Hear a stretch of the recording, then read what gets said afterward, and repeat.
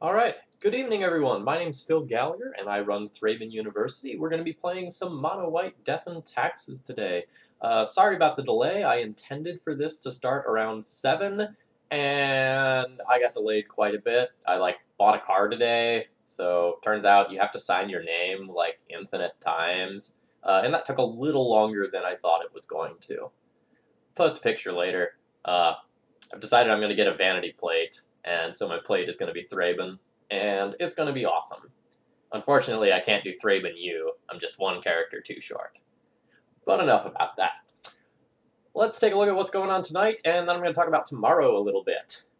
So, I'm playing with the same deck list that I've been playing with recently. I'm very, very happy with the main deck. I'm convinced the main deck is either, correct or within a card of being correct. It's just felt absolutely seamless. I have access to all the tools that I feel like I need to have access to. The sideboard I'm still working on a little bit. So I have some questions about it, and my primary question is whether or not I should do something like cut Prelate 2 and Brightling 2 for 2 copies of Cataclysm, and I'm unsure about that. I still have relatively small sample sizes with a lot of matchups. I'm not sure whether or not I've made Miracles a good enough matchup with this configuration, or whether having the Cataclysms would make it very noticeably better. So that's kind of what I'm thinking about, is do I need Cataclysm in the board? Otherwise, I'm pretty happy with where this is going. Alright, so here's what's going on this week. Tomorrow night, I will be playing in the Legacy Premier League. That's over on Julian's channel. It's Julian. And I will be playing against some fantastic players tomorrow night, as well as doing commentary on those matches. So if you're looking for some great content tomorrow night, Julian's channel, It's Julian, is where it's going to be. I'm really looking forward to those matches. So my pod is Julian Knob, who is hopefully not playing Elves. Hopefully is playing literally any other deck other than Elves. There's Jody, motherfucker Keith, who is probably playing some deck that contains the Tabernacle at Pendrevale. And then Malamujo, who has been a Moto grinder in the past, and we'll see what he has settled on for this event. In before Julian on Belcher. I mean, Julian streamed with Enchantress the other day, so maybe it's Enchantress. Alright, so Woo, the split between regular planes and snow-covered planes is because of Predict. If a Miracles player Predict targets you, so if you have all planes, then that's 12-ish hits. But if you have a split of planes and snow-covered planes, which technically have different names, even though they're almost identical functionality, it doesn't actually matter. Alright, so Kyubey, long story short, I initially built Death and Taxes as it was a budget control deck at the time, and I just absolutely fell in love with the strategy, because this shell gives me so many choices. And it just gives me the opportunity to really leverage my format knowledge to gain an advantage. So that's why I really love it. There's so many tricky things you can do with, Flicker Wisps and Vials, and you're so rewarded for good sequencing while playing this deck. So I'd say, the big draws to me of this deck to me are the high number of decisions, as well as the ability to attack most of the best decks of the format very well. If you were to play in a tournament, and you were to only ever play against the best decks, Death and Taxes usually ends up being one of the best decks in the room, just because it's so good to gear it toward to beat the most popular decks of the format, which are usually cantrip heavy, and Thalia is pretty darn good against cantrips. Alright. So, again, check me out tomorrow night. I'm going to be playing some Death and Taxes on the Legacy Premier League. I mean, come on. What did you expect from me? Although I think tomorrow night I'm actually going to stream after the Legacy Premier League as well, just as sort of the insurance policy for me hitting partner this week. So after the Legacy Premier League, I'll probably play some more D&T, although I've also borrowed some stuff to try out Wilson Hunter's Grixis control list, which I think is, like, secretly insane. I really want to mess around with this and see how it performs.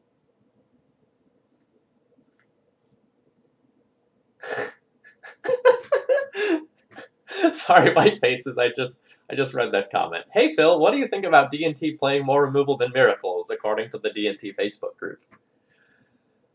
The D&T Facebook group says many things. A lot of times I've just started, like, replying, no, it's bad. Don't. For the love of God, no. There's some interesting comments going on there. There is some useful discussion now. In NW Robinson, I thought your list was good, and that's why I used it. You know, the comments you gave me as well in chat last week were pretty helpful as well. Welcome, Paul. This deck is white. Wouldn't Terminus fit? Oh man, but Terminus costs 2 if you miracle it with Thalia. I don't know if it fits. Hey Phil, what do you think about Brightling being better in Miracles than in D&T, according to some people on Twitter? I would say, have you read Aether Vial? Have you read that card? Sweepers don't count as removal. Oh, that's adorable. Also, like, Miracles effectively plays infinite more removal than D&T anyway, because, like, you have all the cantrips in order to find your removal spells, so that makes you effectively feel like you're playing more than D&T that just has to, like, naturally draw them. Ooh, NW Robinson, that is the synergy play right there. Wipe the board, put your thing back. In all seriousness, though, Brightling probably has a home in Miracles. It's a very, very different threat than Mentor, and I'd be happy to talk about that in a little more length, because, like, the cards are totally different, even though they both look like they're 3-mana finishers. They're played in very different ways. There's a lot of nuance there. Take a look at Anurag's build if you're interested to see what Brightling Miracles looks like. I'm playing against a Rhinoceros tonight. I don't know anything about what they're doing. Ooh.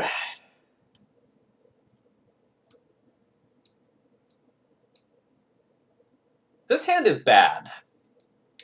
I really like keeping hands with Vial. But this doesn't have any creatures. It has a 5-drop that I'm not casting anytime soon.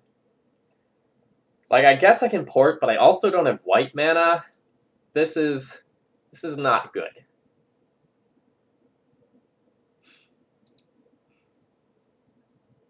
This is also not great, but probably better.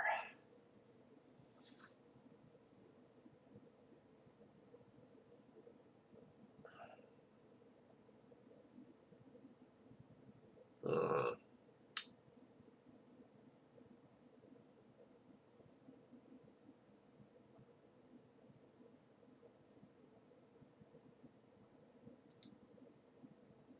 gonna bottom that Recruiter in the hopes of drawing something that's proactive. So Whiteface is, like, I can't cast the Swords to Plowshares that's in my hand. I can't reasonably cast the Batterskull anytime soon. I don't have any creature to put in. I think the hand has too many problems.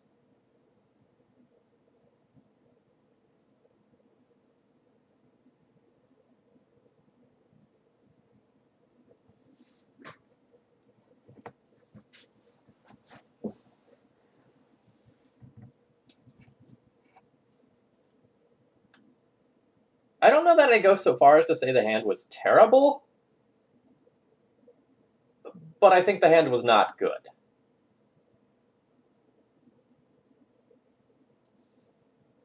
Like, it's It's the sort of hand where you could probably keep it and hope to live off the top of the deck and do fine.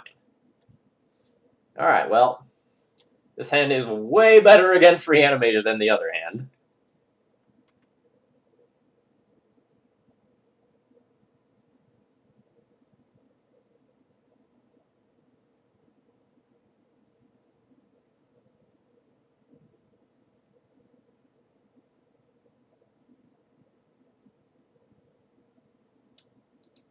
So playing against Red-Black Reanimator, we started with two of the tools that I really, really want in the matchup, and that's Caracas and Swords to Plowshares. Now, one of those is dead, but that's fine. Drawing the second Swords is straight fire. I'm going to opt to play out the Mother of Runes rather than, like, hold up Caracas and Swords to Plowshares. Like, holding up the swords probably doesn't do a ton, because my opponent can just draw a bunch of cards with Grizzlebrand anyway, or, like, wait and if I'm holding this up and use a discard spell first.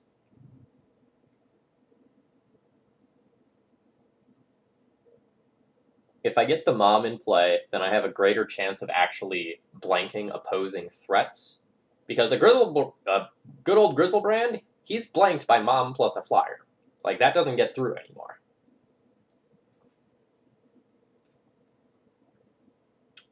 Ooh, Domino's Wings. They are not high on the ranking of wings. I don't even know that they get to make the ranking.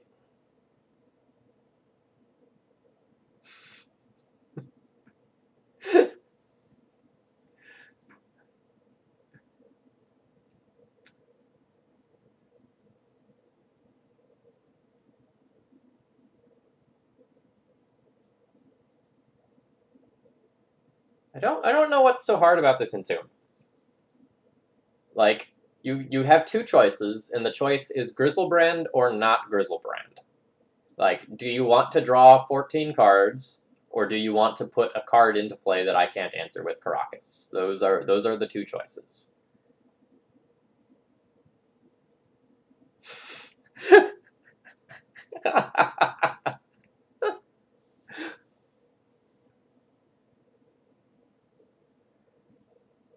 Ooh, N.W. Robinson. That is some rough sequencing there.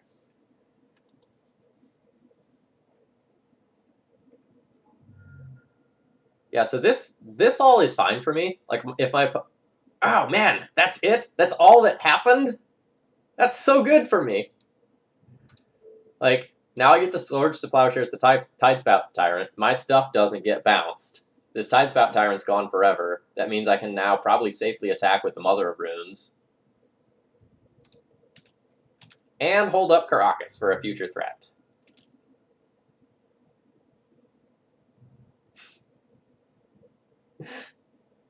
Someone knows their market. Hello, Death and Taxes for the win fan.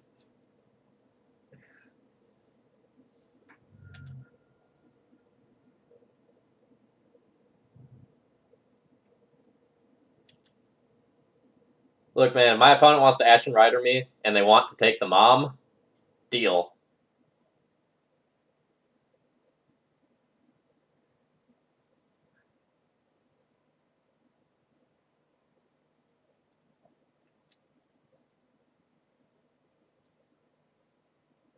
It's E-W Landon, not E-single-U Landon.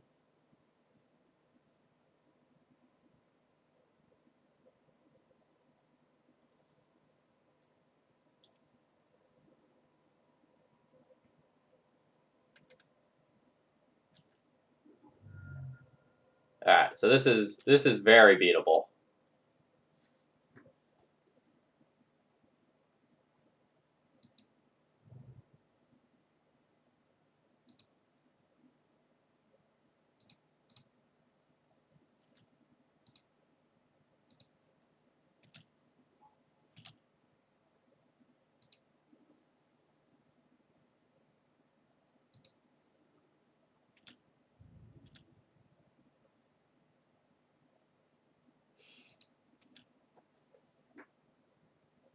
EU Landon like he's from the EU.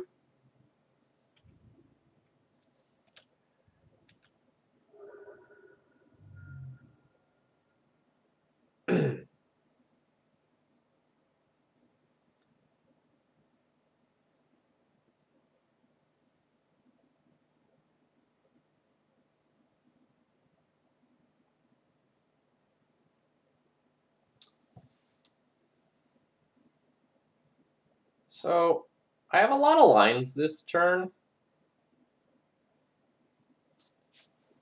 It may just be best for me to present my opponent with lethal next turn.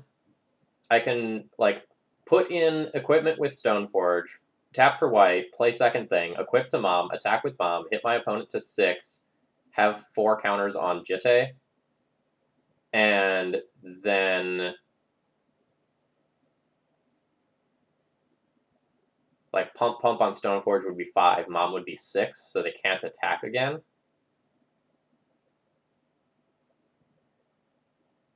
But just 2-turning them with Batterskull and not leaving myself open to a weird one of, like, Collective Brutality or something like that might be good. I can also just, like, Flicker Wisp my Stoneforge if I wanted.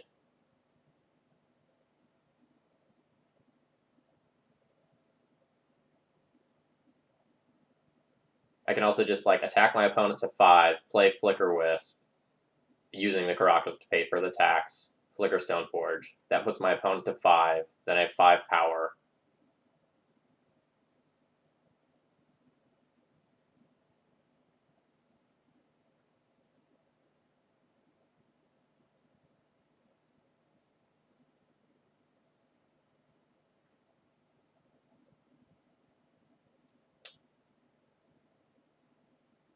It's probably all about the same.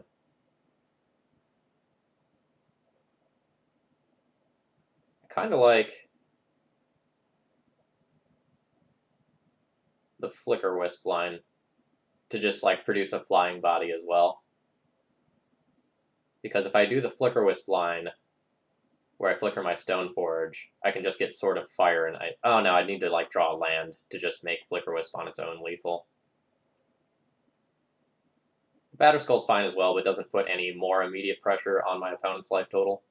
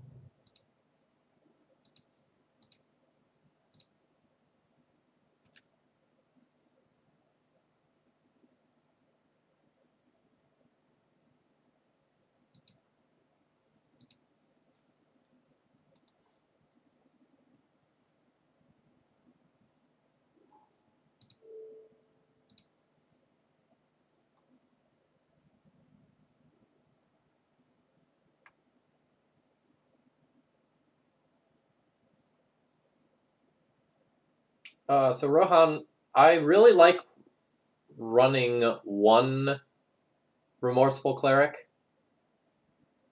I want to have access to the effect, but I'm not sure that it is entirely necessary to play 2. I'm not sad to draw the card.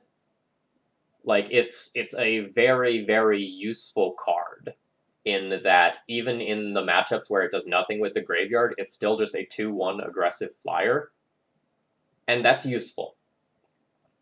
Like, that has real merit. But at the same time, it's just a really good tutor target.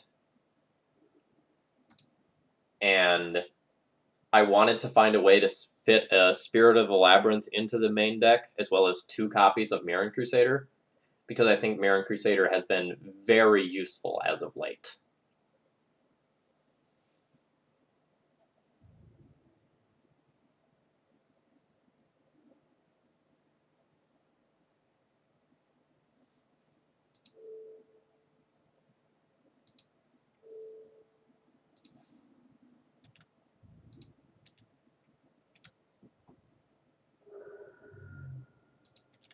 Savannah Lions is way better when it flies.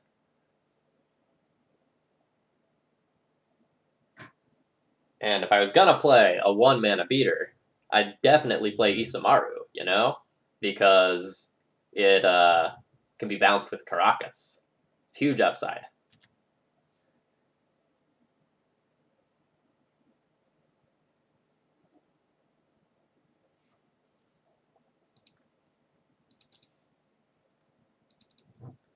Alright. So we're playing against Black-Red Reanimator. We win. So game 1. Opponent chooses to Entomb Chancellor and loses to white creatures.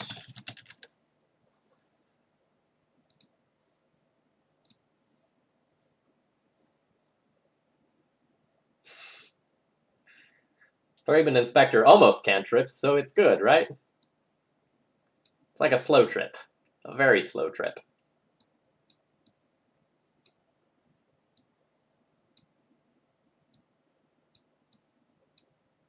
So Red-Black Reanimator is one of the few matchups where, like, I board in almost literally my entire sideboard.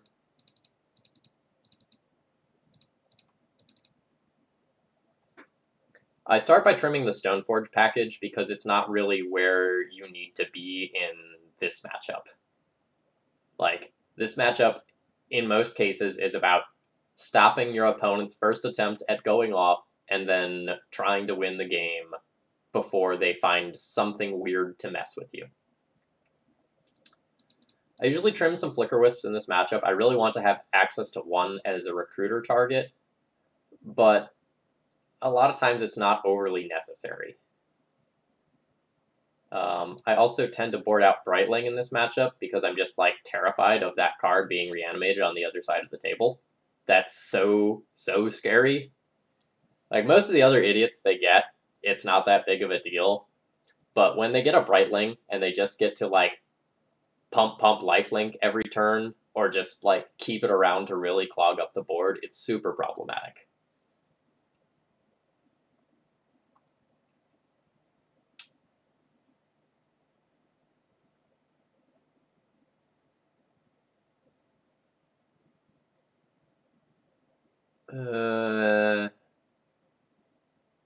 Maybe a touch creature lighter than I want to be. I guess that's okay.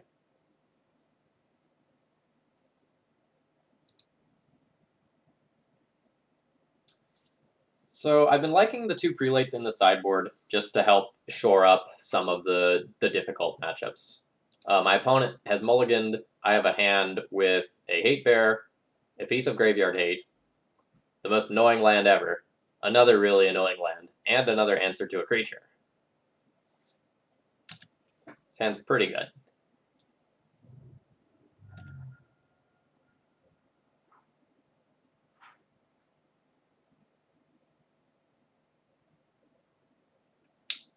I'm not sure whether or not I need to be running 2 of these in the sideboard. Like, I definitely want 1. One of the things I said at the beginning of the stream was I wasn't sure whether or not it was going to be better to play prelate number 2 or, like, a Cataclysm in that spot.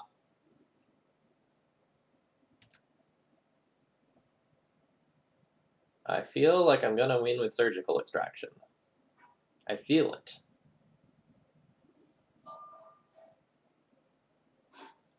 Animate Dead, targeting Grizzlebrand. Nope.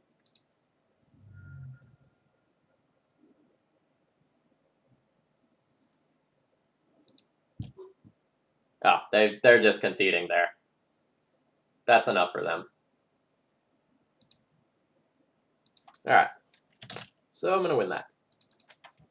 So this game 2 win with Surgical on turn 1. Magic's hard, folks. Sideboard cards are good.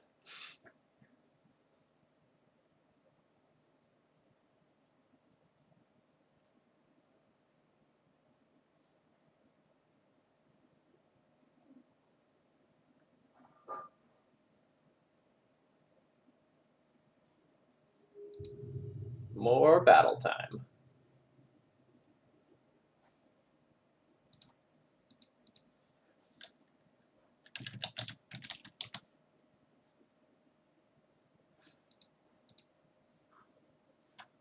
My opponent's mulligan. I'm going to keep a very solid hand. I've seen my opponent play Miracles before, but that doesn't necessarily mean they're on Miracles right now.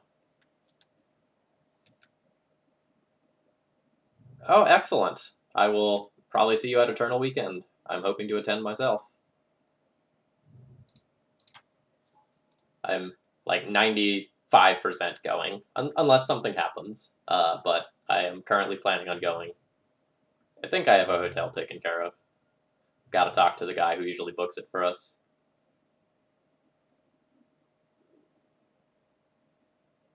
All right.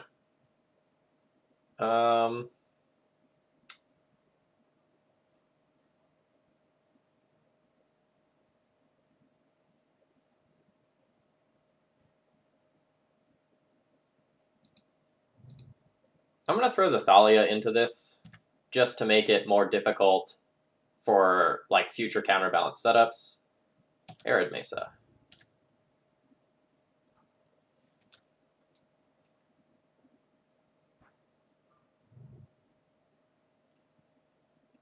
Yeah, Gabo Hunter, like, my win rate right now is stellar, and I've just had terrible luck on closing out 5-0s recently.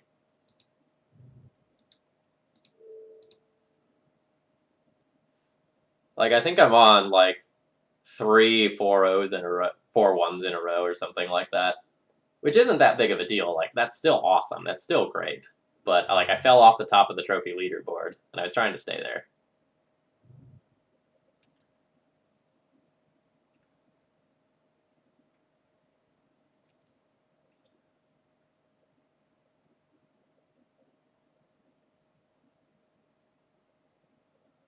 See, now they're probably going to name Snow-Covered Plains since I have Snow-Covered Plains. Oh, no, they named regular plains.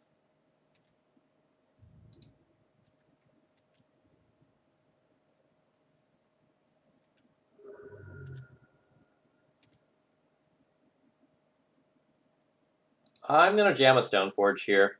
The only thing that's really going to punish me for it is, like, Terminus being the top card of my opponent's deck.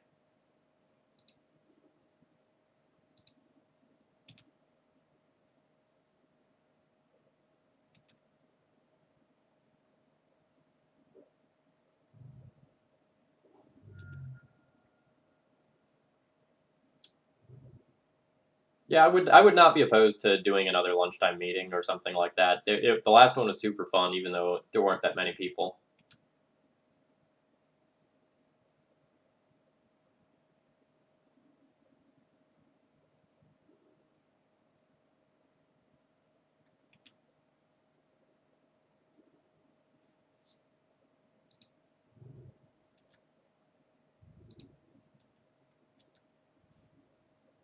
Yeah, that Grixis control deck is really good. That's why I borrowed the pieces for it, is just to kind of learn a little bit more about it.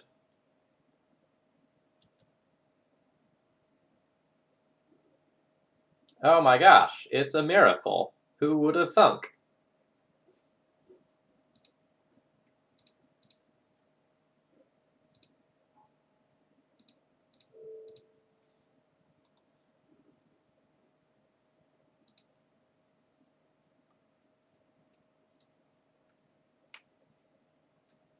Odd job, I'm really glad to hear that. That's the sort of stuff that I want to see.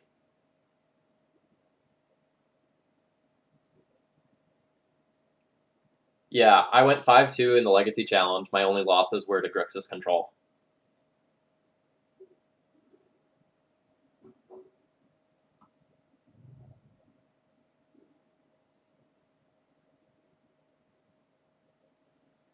All right. So, Monsieur Opponent, what did you do with your brainstorm?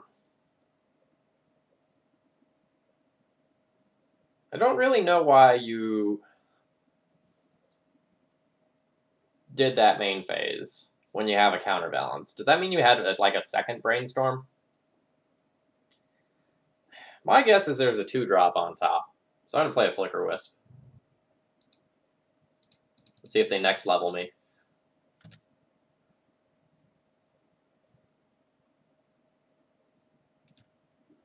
They did not next level me.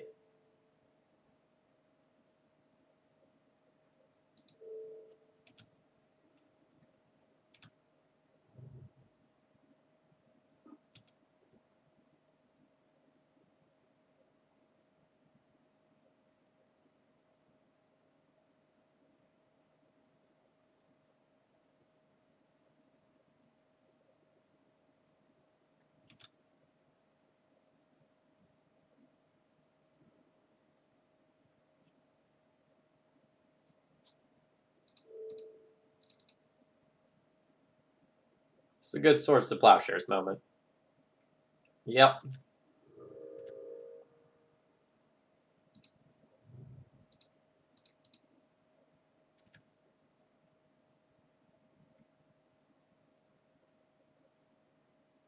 Snapcaster Brainstorm. Makes sense.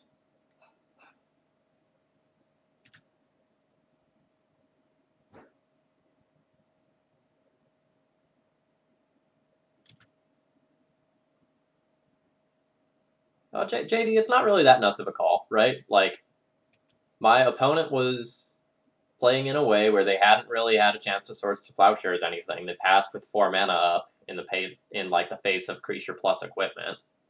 It's very likely they have Swords to Plowshares, but it's worth forcing the call. Oh wow, Thalia just resolved despite my opponent brainstorming. No 2-drops. That is stellar for me.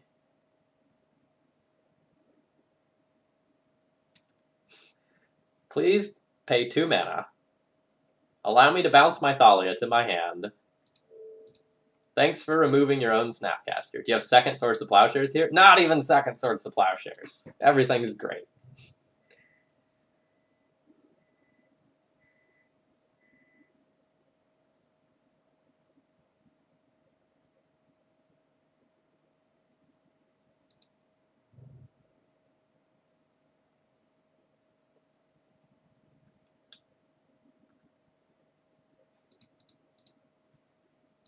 Alright, what'd you put on top?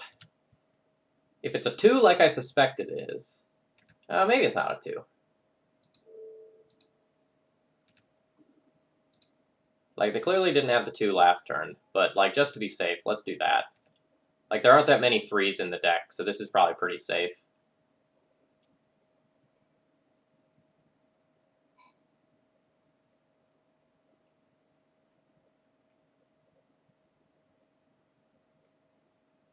This is the worst unsummon ever.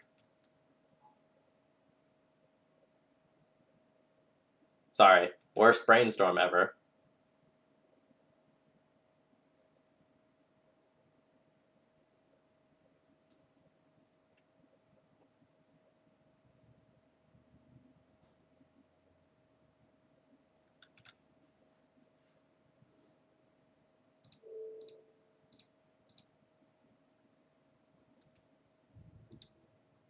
So that kills Jace, this hits them.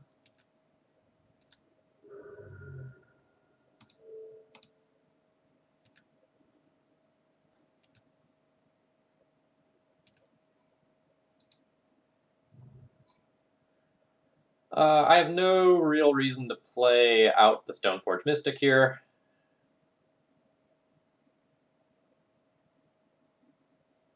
So I'm not going to do so.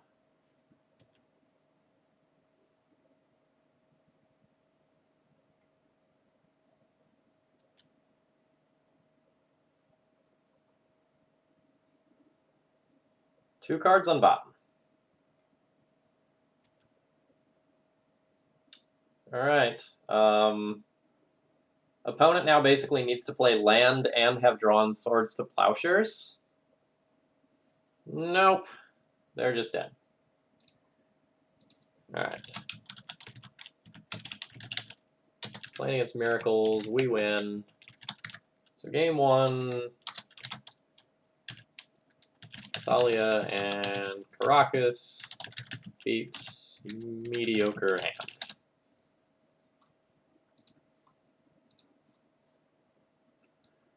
This in, this pile in, this little fellow in. Let's go Swords to Plowshares out, Jitte out. Guess we can go Crusaders out. And I'm still on the fence about how I feel about Remorseful Cleric in this matchup. I've gotten a couple of absolutely savage blowouts by keeping it in the deck for post-sideboard games, but I don't know that it's actually good enough. Like, I like that it's an early aggressive threat that I can play out, and when my opponent goes to remove it, I do get some value, which is nice. I think what I've been doing actually is like cutting 2 moms and then keeping 1 crusader in and the cleric in. Sort that and see how that looks.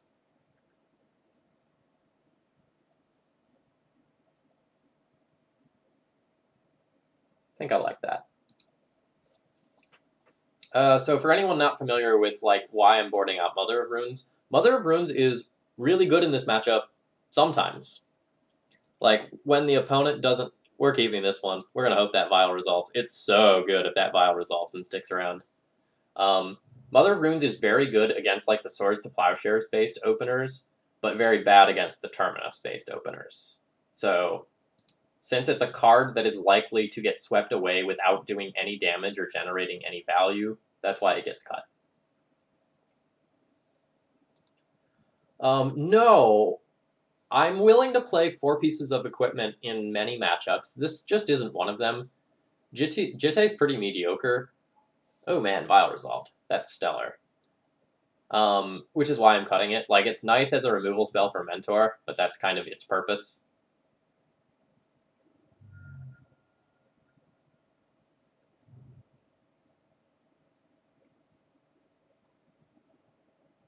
Disenchant on the Vial. That's rough.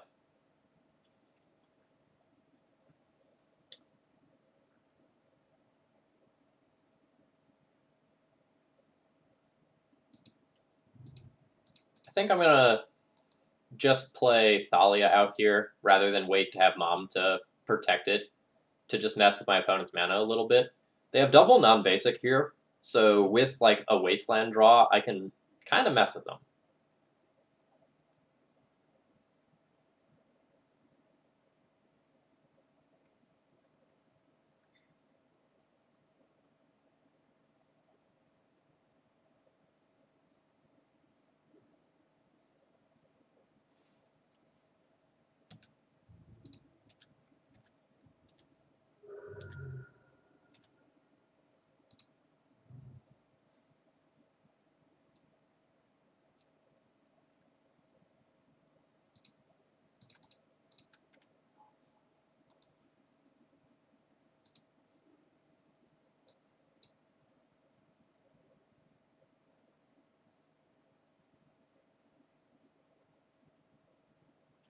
I'm gonna get a prelate here.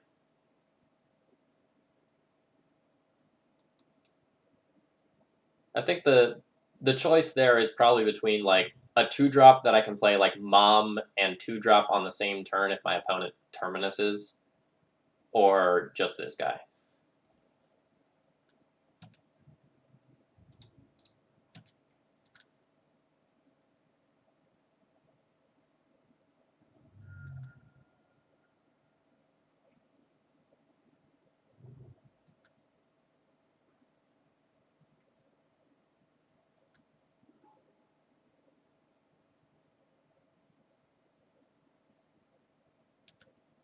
Snapcaster target Brainstorm. Sure. I do not care if I trade Snapcaster for Recruiter. Why would you Brainstorm there? You have no reason to do that Brainstorm right there. You should wait until the second main phase. It's not like use it or lose it.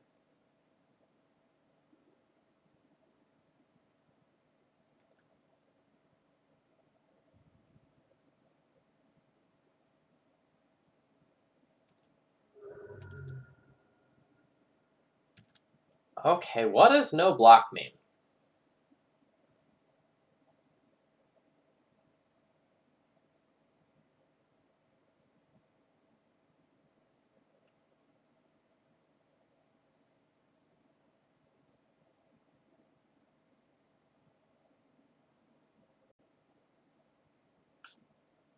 Huh.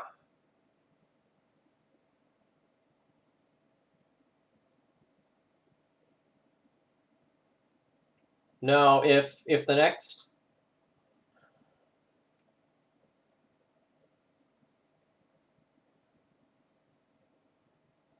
This is a really interesting mind game spot.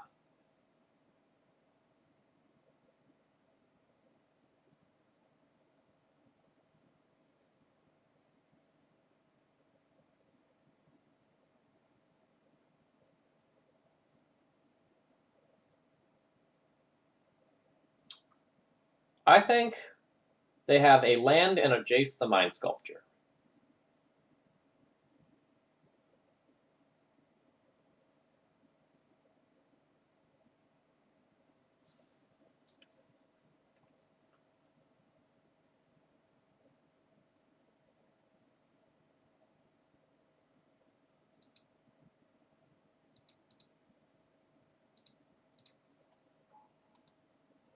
I'm so wrecked if this is a Terminus, and this was just, like, a next level play. But I think they have Jace and a land.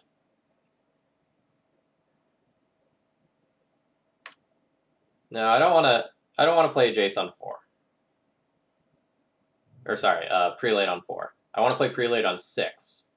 But what this does is that, like, if my opponent taps out for Jace, I'm going to get the Jace.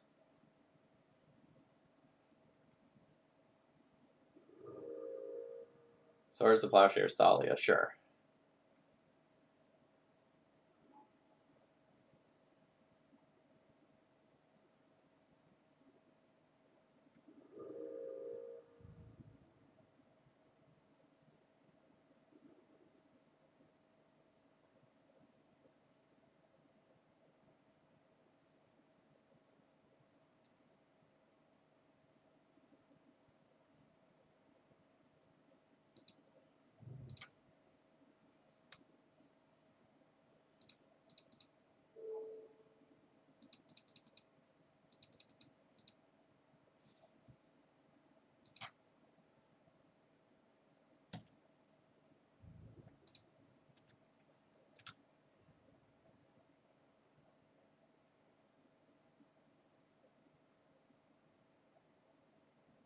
No, I've got forever to play Brightling. I just don't want to lose my board to a Terminus.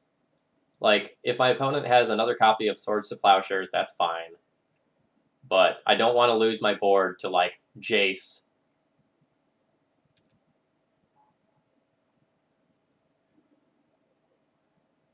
Ooh, man. That is just making a monk. That doesn't get a card because of Spirit.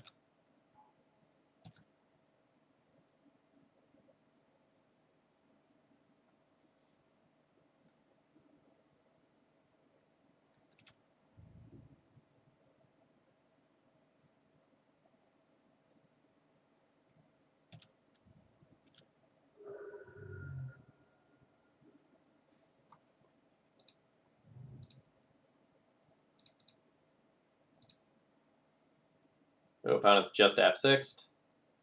I will take that Mentor. Probably don't need to attack here. I can probably just hold back my Recruiter. I'd be happy to trade that for a Snapcaster.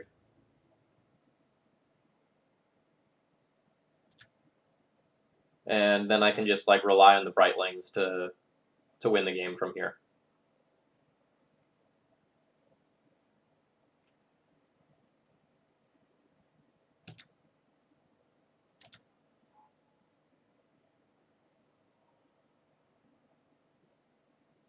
Please brainstorm.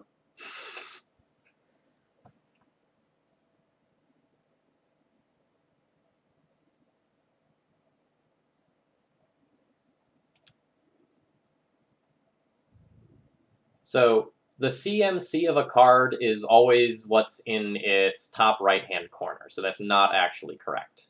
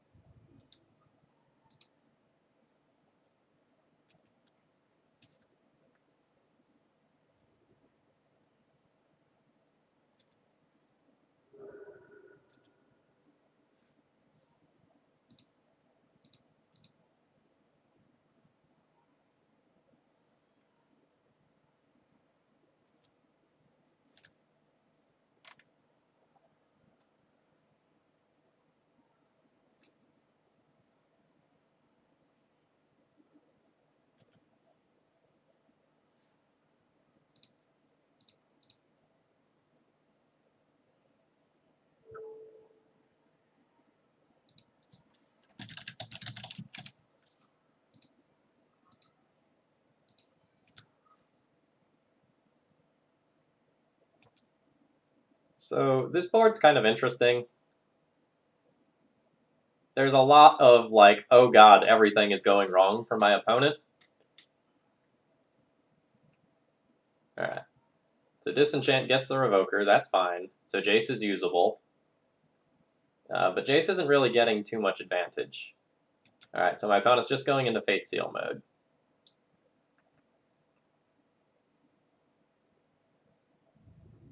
That's fine. I already have, like, total gasoline in my hand. King, it's going well. Ooh.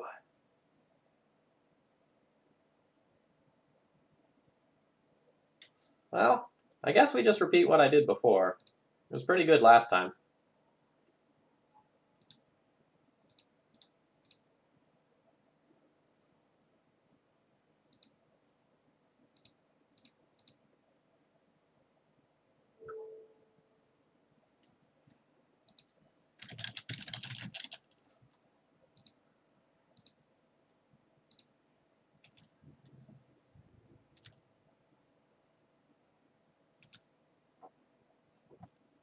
I have a lot of really fun descriptions of like what D&T is up on my website, and a lot of them refer to D&T as like being this weird conglomeration of cards that somehow puts your opponent into an odd chokehold.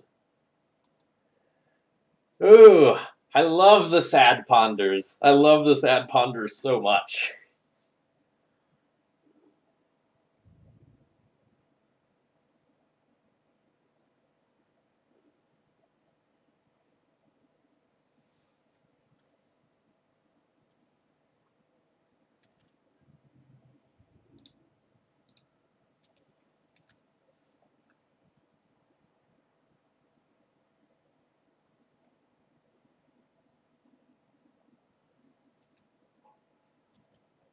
Oh man, good tutu you have there.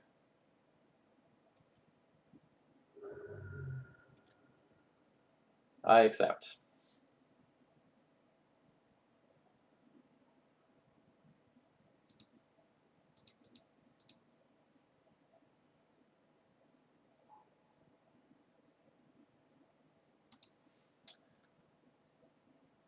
We'll call that good enough.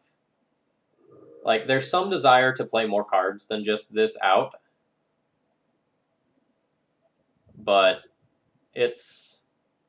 I don't want to just, like, run into Supreme Verdict.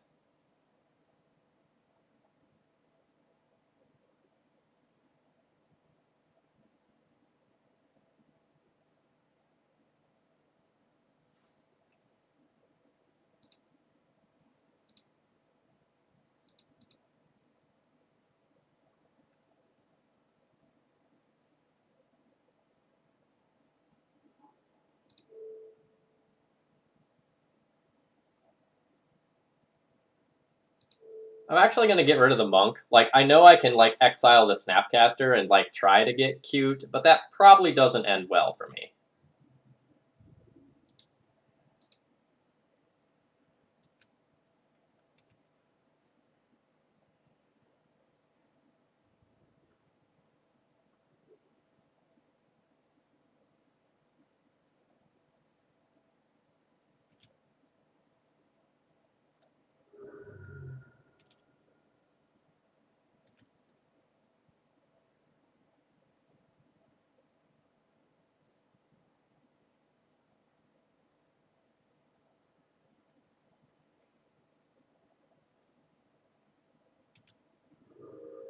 Sure.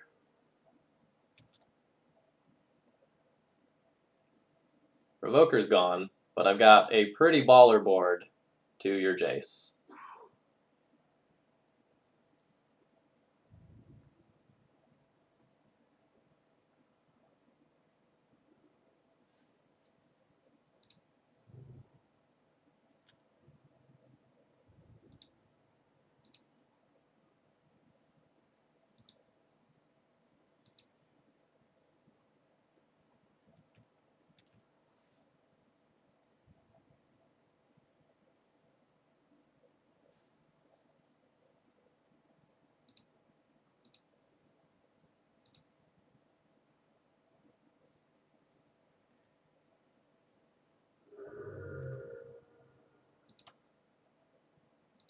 I'm fine with playing out this card, because if my opponent, like, casts a Supreme Verdict, I just get to, like, bounce Brightling and bounce Thalia, which is disgusting.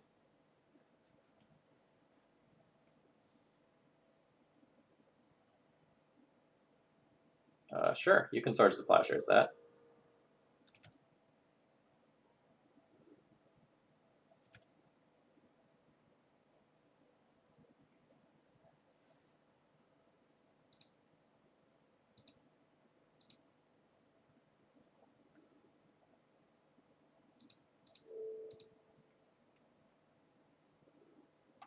So after all that time, my opponent gets 2 creatures with a Terminus.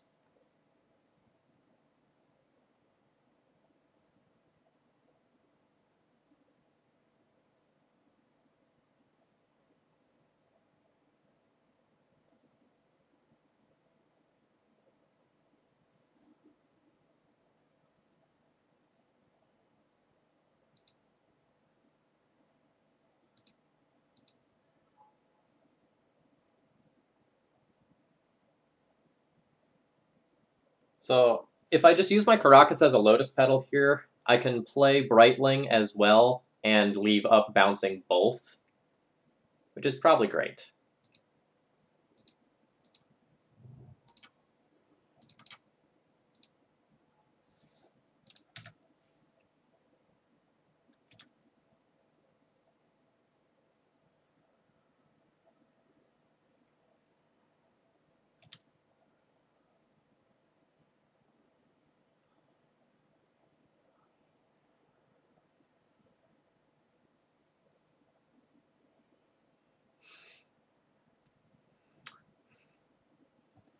I'll let everyone develop their own opinions on Brightling, but I'm playing 3 copies. And I play a lot of D&T.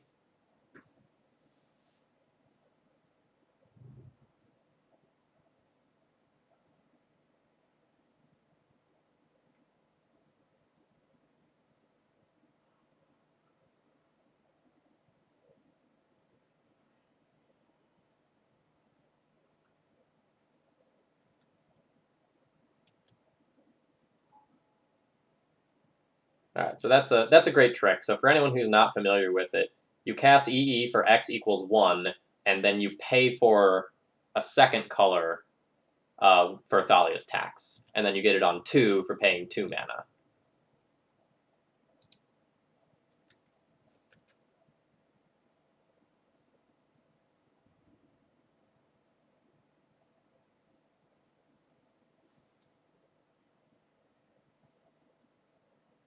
So I can go 1, 2, 3, play another Brightling, and then hold up bounce, bounce, bounce.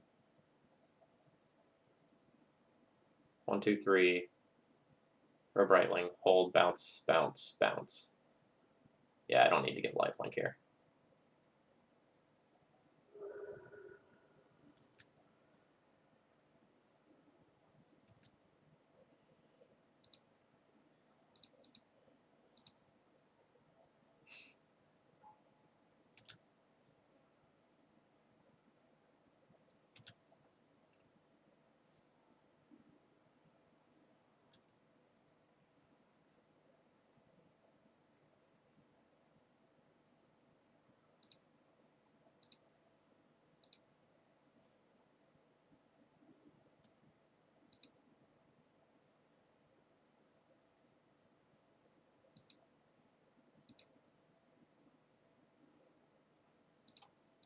So now I'll go to bounce this Thalia, and now my opponent might crack EE to just, like, answer it forever.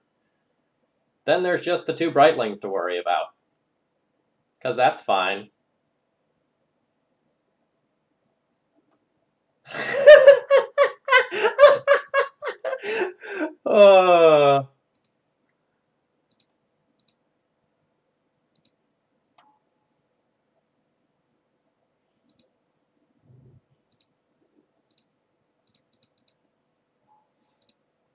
If my opponent has, like, a second Terminus, they can have 1 Brightling. I still have another. That's fine.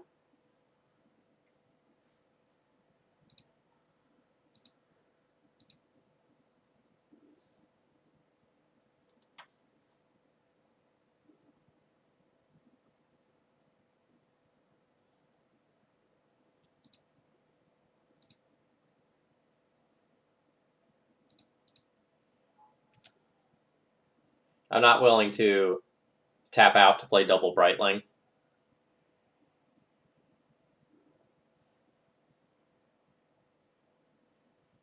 So I can go pump, pump, hit for 5, play Brightling, leave up a 1 Brightling bounce. Or I can just pump once and leave up 2 Brightling bounces.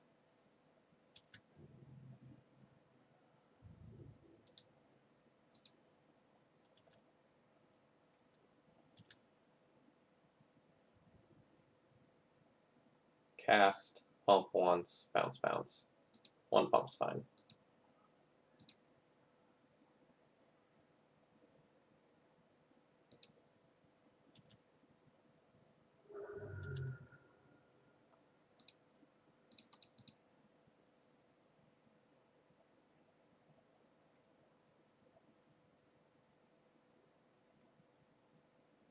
Oh no, one of my Brightlings is gone.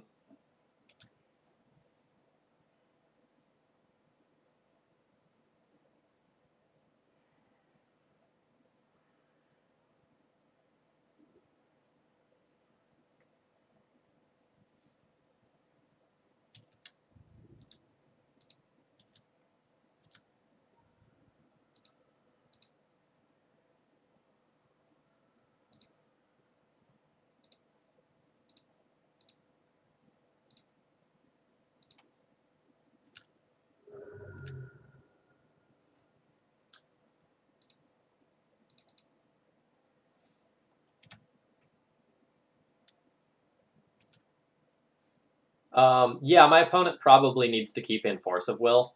There are... Yes, I respect you, opponent. Brainstorm in the face of Spirit of the Labyrinth. Draw 3 cards. Wait, no. Put back. Oh god. Oh, it's so bad. Man, I love Magic. Like, I'm sure that's clear by watching my content, but, like, the things you get to do in this game are just so fun and so ridiculous. And the fact that my, like, odd assortment of hate bears can just, like, beat down one of the best control decks of all time by just invalidating so many of their cards. Like, that's super fun. Alright, so game 2, win with triple Brightling.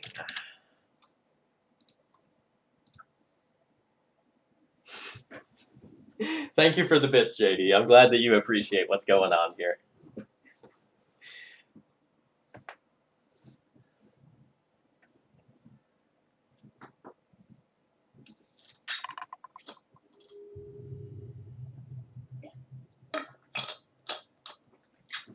So back in the day, more of the hate bears were really bears. They were really tutus. So, like, the term used to make a lot more sense than it makes currently.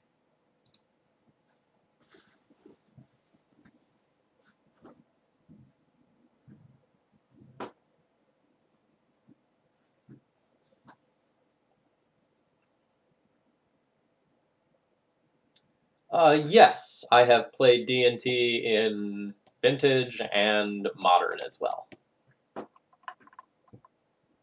Or at least, like, the closest things you can get to it in Vintage. It's really, a lot of times, like, either a Hate Bears deck or, like, a White Eldrazi deck. Like, the term Death and Taxes in Vintage, like, doesn't quite work there, but it's the same general strategy.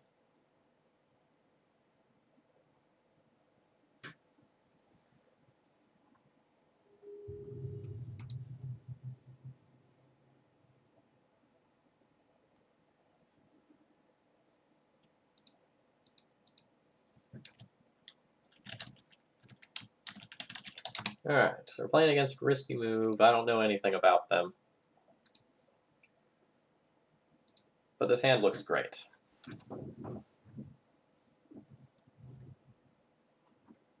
Man with a Plan, I do play shops in Vintage. When I play Vintage, I do play shops. Like, I love shops in Vintage. I think the deck's very fun for me.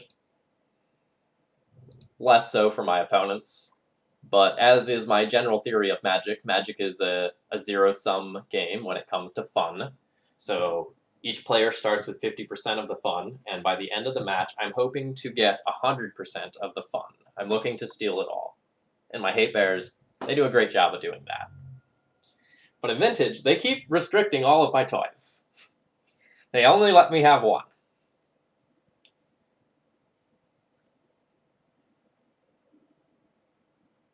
Lemon of Pink, non-legendary creatures are very difficult to deal with. Particularly if they... Ooh. Force pitching Daze. Okay. I'm not confident enough to start attacking with this mom yet. I don't know, like, 100% what my opponent's playing. So, as far as, like, difficult creatures to answer, things like Ashen Rider... Ooh. Alright, well, this is happening.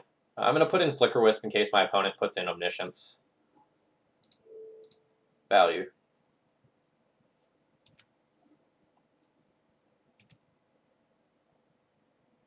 Yeah, uh-oh, indeed.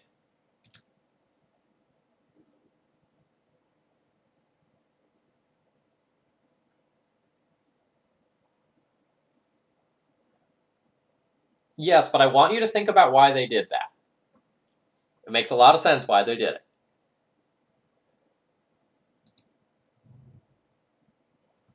Okay, so I have two choices here.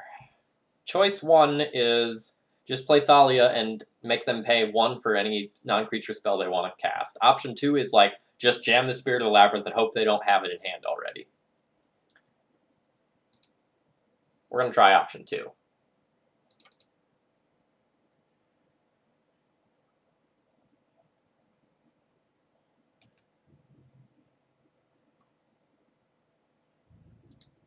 And I'm going to swing on in with these. I need to get my opponent dead now. So we're dead if my opponent has Emrakul, but if they just have Grizzlebrand, like, that's fine. Fuck. Well, we tried, chat.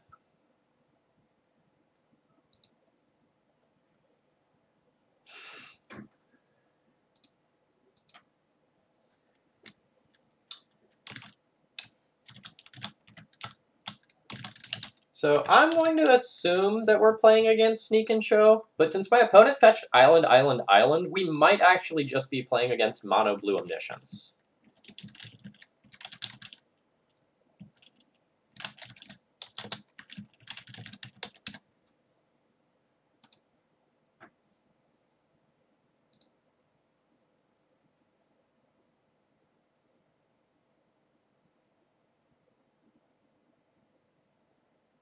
Alright.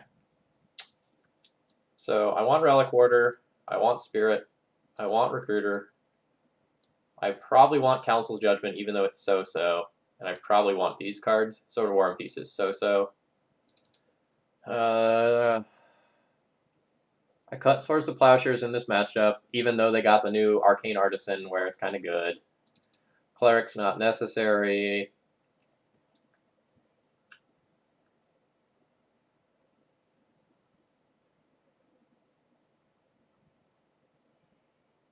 So if I put in the Flicker Wisp, I get a more aggressive clock in play, and I buy 1 turn from them casting anything other than an instant with Omniscience. And if I draw a Flicker Wisp, I get to attack for, what was it? Attack for 5, Flicker Wisp, my Flicker Wisp the Omniscience, and keep them from casting a creature again. And then if we get to that point, I might actually beat, like, just an Emrakul.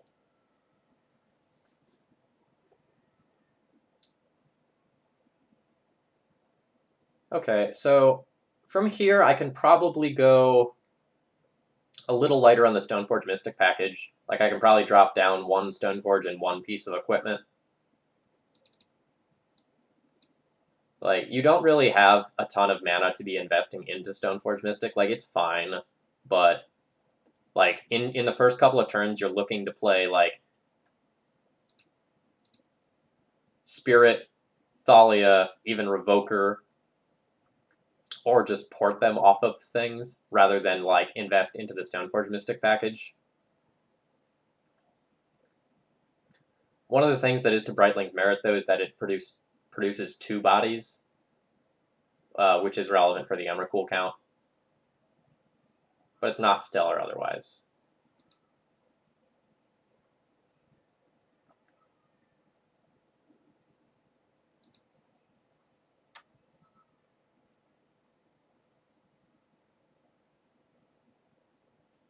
This hand is medium. Like, it has a Thalia, which is a very good card in this matchup. It has a Flicker Wisp, which is a great show and tell target.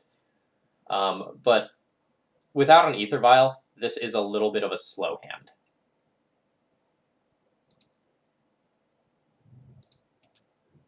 Oh man, are we wearing the same shirt? Is it one of those sweet polos that's like, I don't know what the technical term is, that's like aerated or something like that? It's got all the little holes, so it's like super comfortable and breezy? Because if so, great choice in shirts.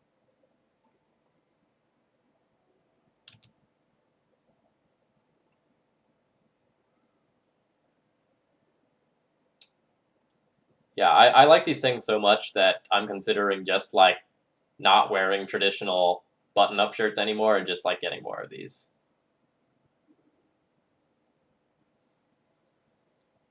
I don't know if it's Reebok. Let me grab another one rather than like awkwardly tilt my tag around.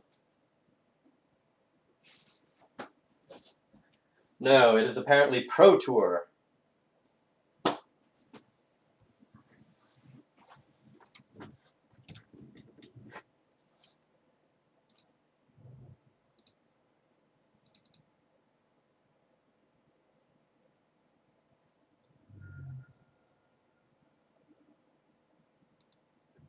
My opponent has Flusterstorm in post-sideboard versus me? Well, that's all sorts of weird.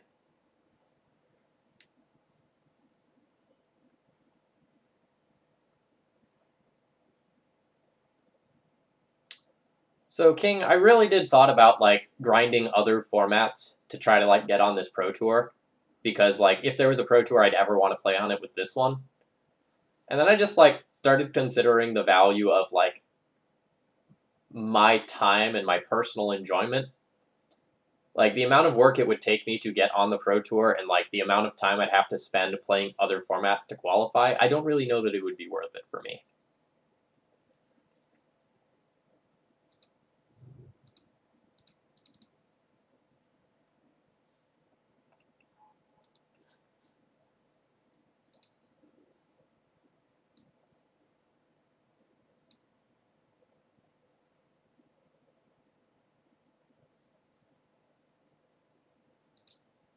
So I'm going to get the cat.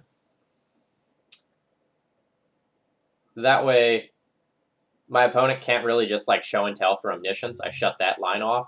Then next turn I'll attack for 1. I'll Flicker Wisp the Recruiter. And then I'll get something like... Neat.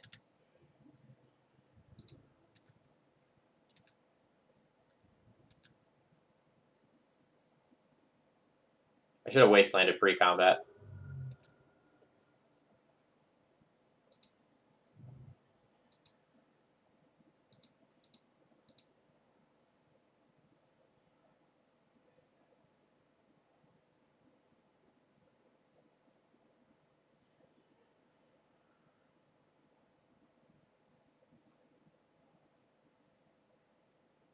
Sorry, to finish my thought. Now I can go and get something like Sanctum Prelate to aggressively go and play out. Alright, so that's Force, Pitch, Omni.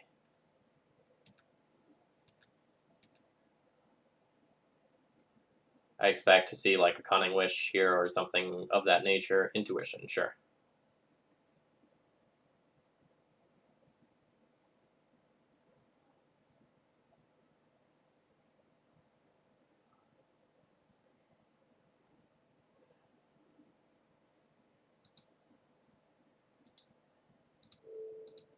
Let's see if I can actually keep them off of Show and Tell.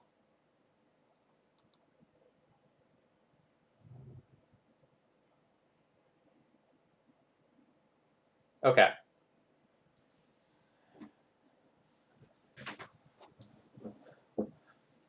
No, I don't think they have the other Omni. I think they have a Creature.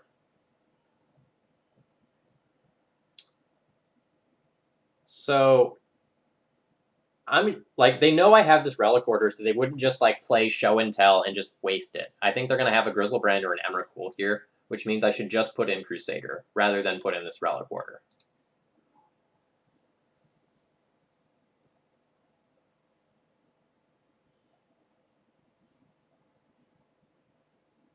No, they pitched the Omni because the Omni was a bad card.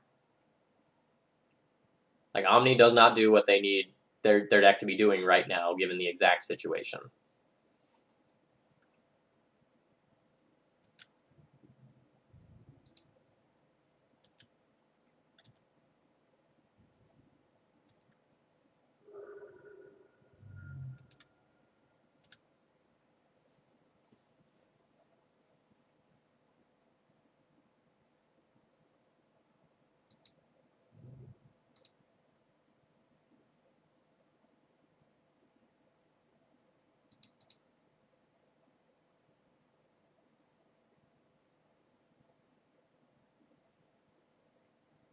Yes, Orms, that is indeed the reason.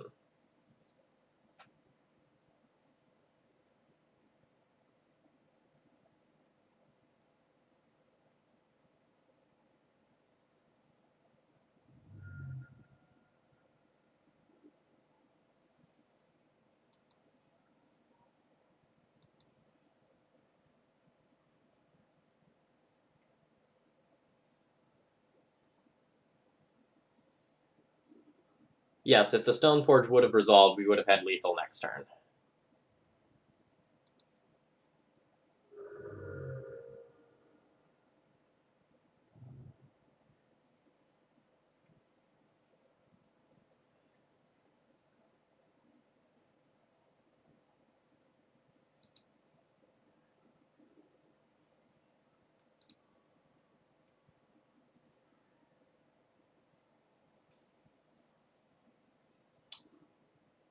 Opponent just shuffles again. I'm not sure what exactly they're looking for at this stage.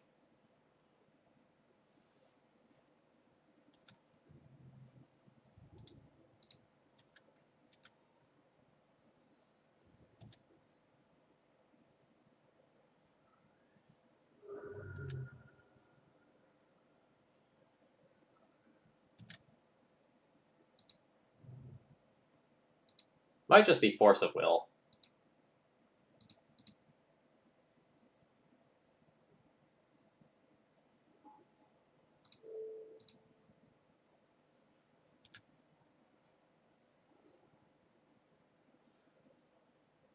So I can just get another Flicker Wisp, and on my turn, Flicker Wisp out the Grizzlebrand. My opponent will be at 11 life. So I have 3, 7, 8. If I play out this Relic Order, I have 10. Can I get something else with Recruiter that would be better?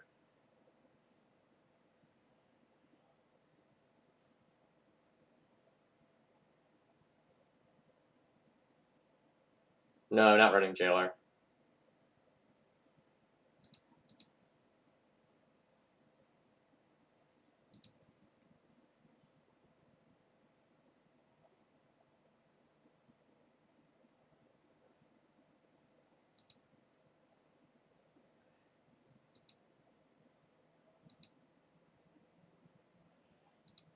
I think I'm fine playing this out. Like, there is a chance that my opponent goes, like, Show and Tell, Omni, Emrakul. Ooh, Daze, sure. I don't think Jailer is a particularly good Magic card. Well, alright. Sorry, let me rephrase that. I don't think Jailer is particularly good right now.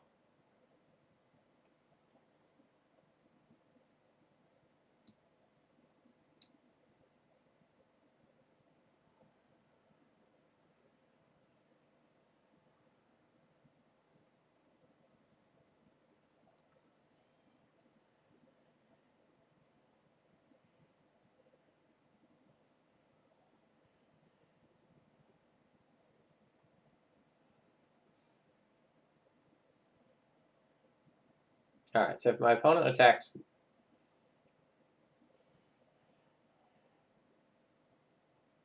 So I guess I do need to worry about my own life total.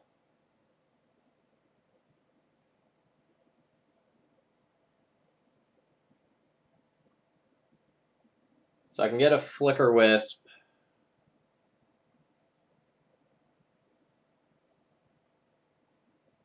and just attacking with the Crusader again. Then, like, Flicker Wisp, my Flicker Wisp, Grizzlebrand.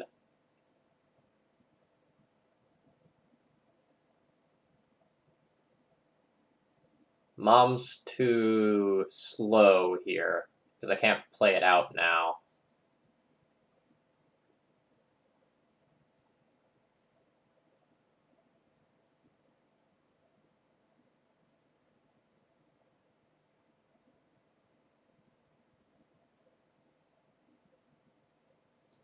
I think I'm going to get a Flicker Wisp.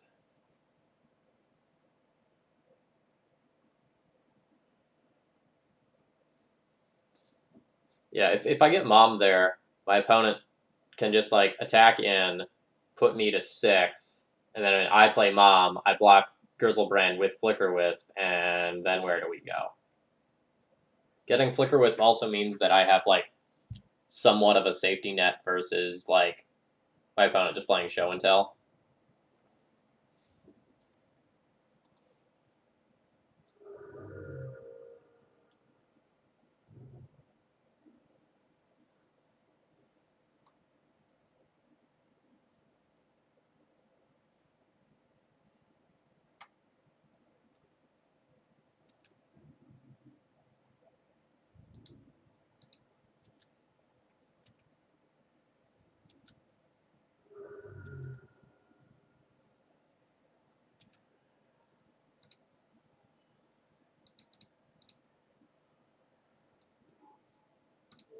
Alright. So this is a good old trick. I Flicker Wisp my Flicker Wisp.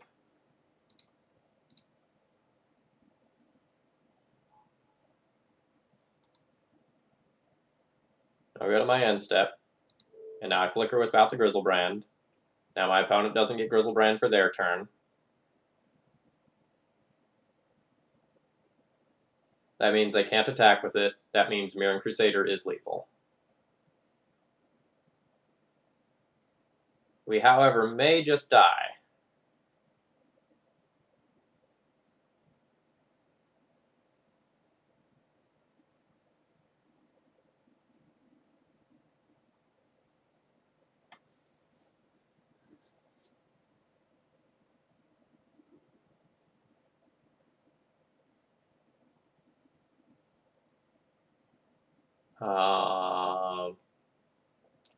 I'll put the Grizzlebrand into your hand? What's the downside here? You can have the Grizzlebrand. You're getting one of those back anyway.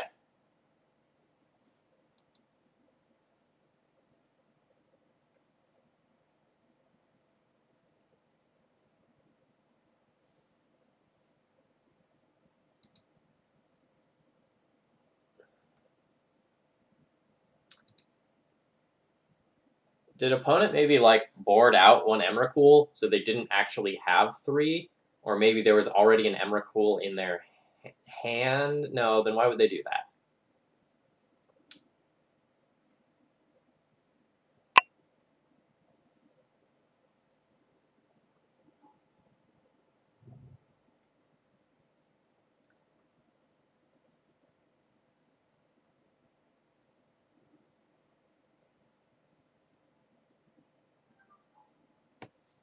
Hey, Mike.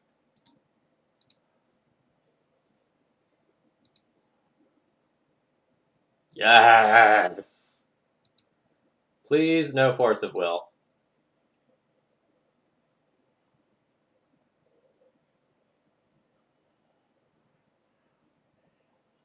We did it. I can vote for either one of these and still kill them. I'm gonna think for a moment to see if there's any, like, free spell that could beat me, and I don't think so. So let's just get rid of the Emrakul, and then kill with the Crusader.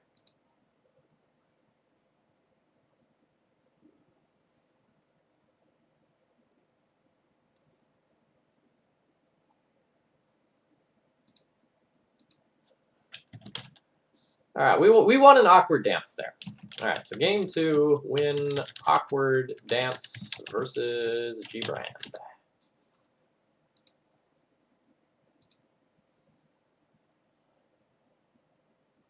Yeah, I respect the vote for Grizzlebrand right at the end there.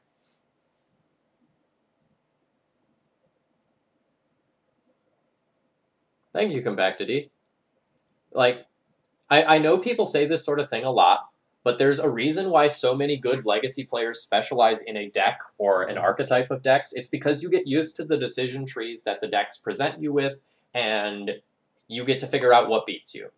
So, for example, I probably won that game because I made a correct call when my opponent show and telled that they had a creature in hand and were going to put in a creature, not an Omniscience. And so I put in a Mirran Crusader rather than a Leon Relic Quarter.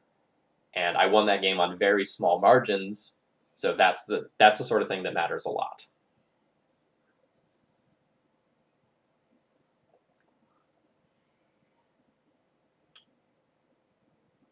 So it appears that my opponent is probably mono blue. Like, we didn't see... There was just all islands there. So, do I want to, like, board out the Revokers because of that?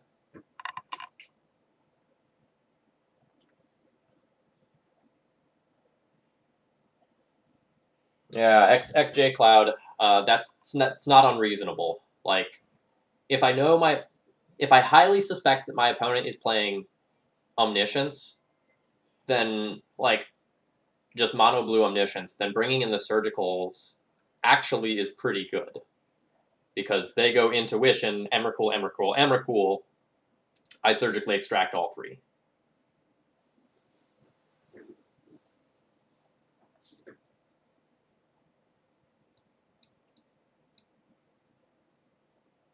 I think I'll cut a little bit of my top end fat.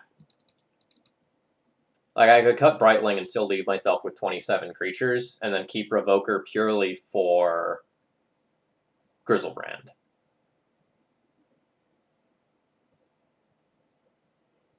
I'm okay with that.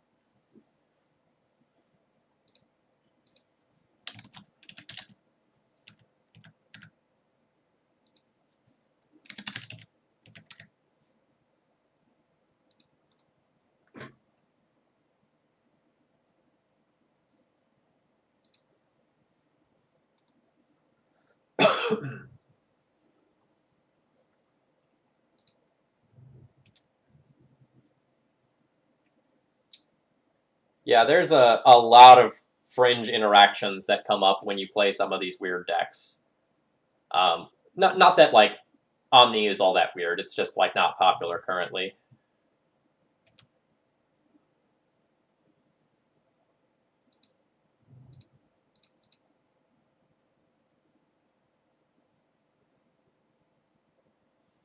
Yeah, there's a lot of surgical extraction running around right now, that's for sure.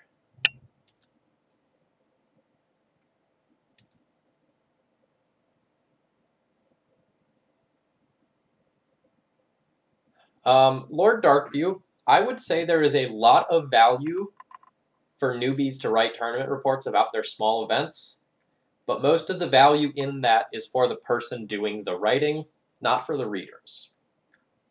By writing a tournament report, you learn a lot. You learn about how to, like...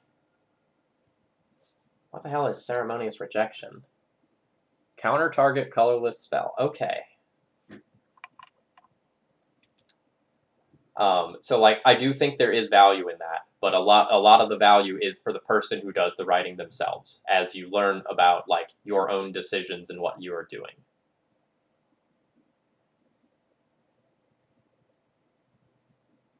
Yeah, Ceremonious Rejection seems sweet in other formats. Maybe not Legacy.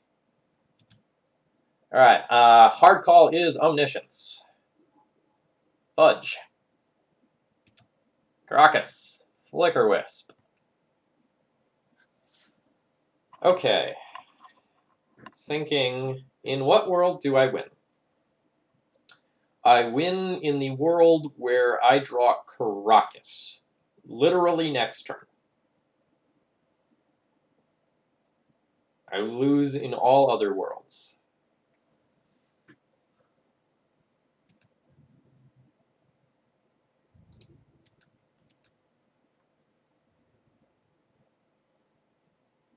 My opponent takes the block. Wise block. Alright, I'm now going to make a very marginal play.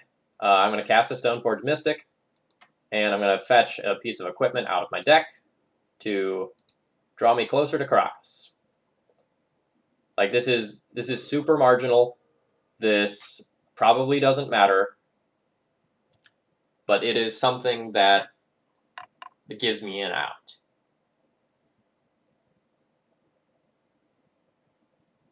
Yeah, so like that is an attack.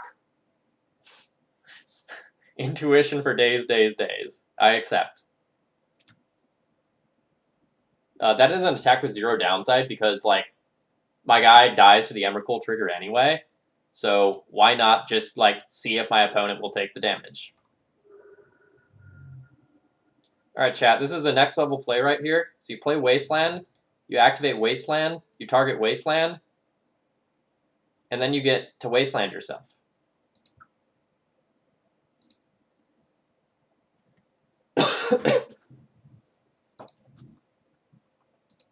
Okay, so we lost that. Alright, so game 3 lost to Emrakul off show and tell when I put in Relic Warder.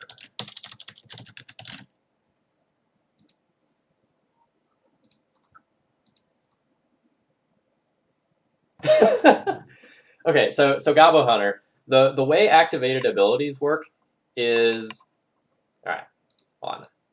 So let's look at Wasteland here. So when you activate the ability, you go through a series of steps in order to technically activate the ability, and one of the last things that's actually done is paying the costs. So in activating the ability, you choose the target before you sacrifice it, so Wasteland can be a valid target for itself. Yeah, this is like a super important thing in Legacy, because cards like Price of Progress exist, where every once in a while you do want to blow up your own lands, but there might not be other targets, so you can actually just, like, Wasteland your own Wasteland. There are some other fringe scenarios where this sort of thing happens. Like, if you're playing, like, a Knight of the Reliquary deck, that's sometimes a line you want to take for, like, Knight size reasons.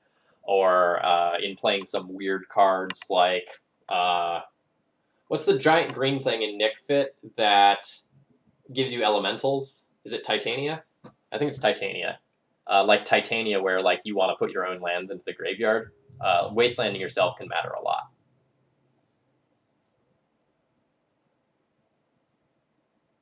Okay, so it was Titania. Thank you.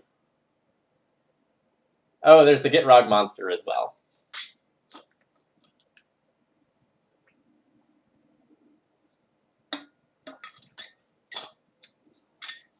Well, there shouldn't be. Sneak and Show is unquestionably favored. Anyone who says otherwise is working with old data.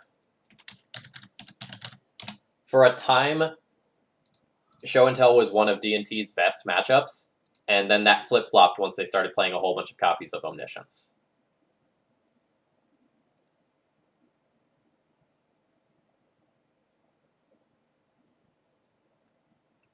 So Goblin Grenade, with pre-Deathrite Shaman banning data, I want to say it was like 30-70, not in my favor.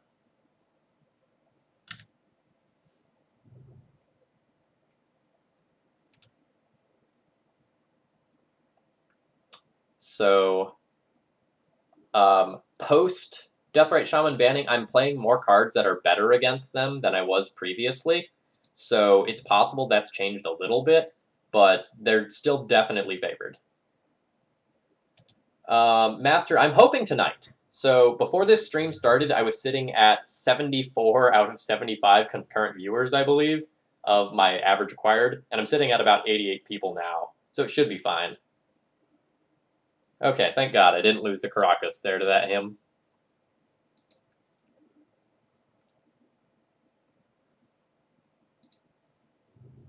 I could get aggressive here, but I just want to port my opponent and then put Mother of Runes in off of Vial.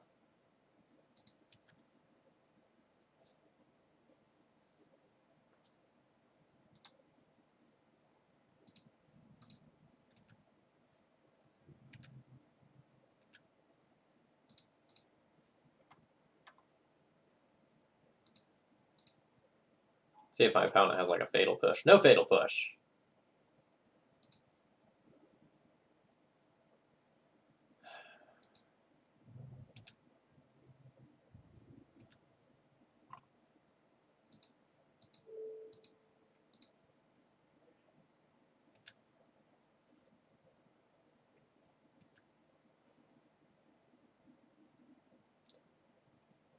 Prelate is very good in those matchups.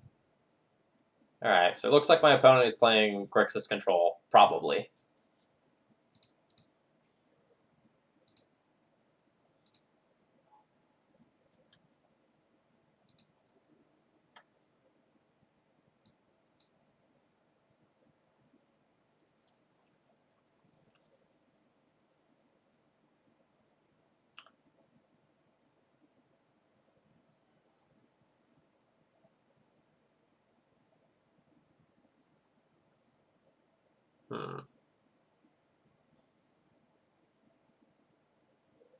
So this is an interesting decision point, because on my turn, I can just play a land and pass, port them off bad lands so they can't K-command my piece of equipment. And so I'm going to get a connection in no matter what. The question is, like, do I want to get Sword of Fire and Ice to draw a card, or do I want to get Batterskull and then just hold up, like, Batterskull Bounce forever? I think I just want to get the sword and draw a card, so that I don't get forced into weird play patterns that I don't necessarily want to be in.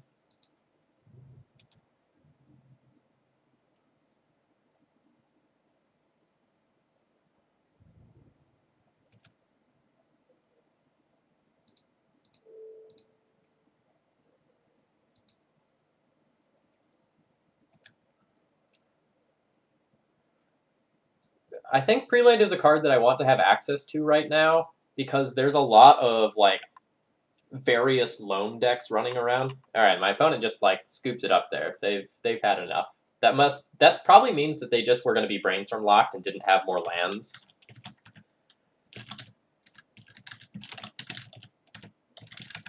So game 1, opponent loses 2 port and Vial.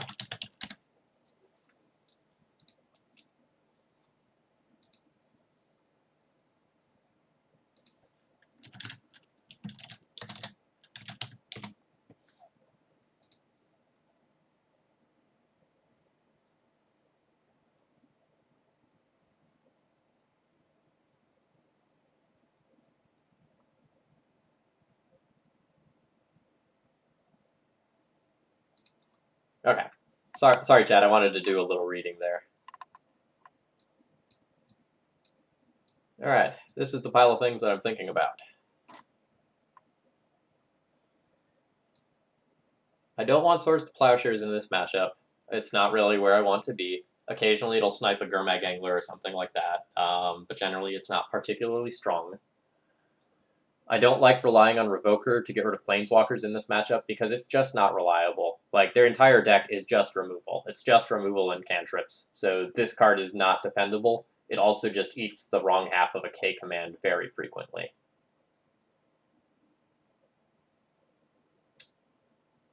Beyond that, I tend to trim some Flicker Wisps, as it's not particularly... There aren't too many good Flicker Wisp targets on the other side of the table, and it's often hard to Flicker Wisp your own stuff since they're blowing it up so much. Starstreak, thank you very much for subscribing. Nice to have you in chat again.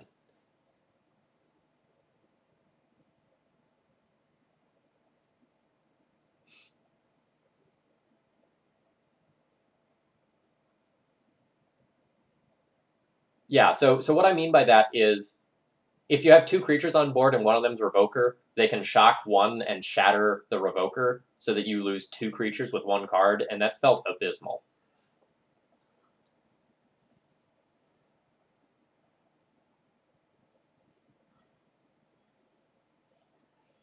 change my board configuration here.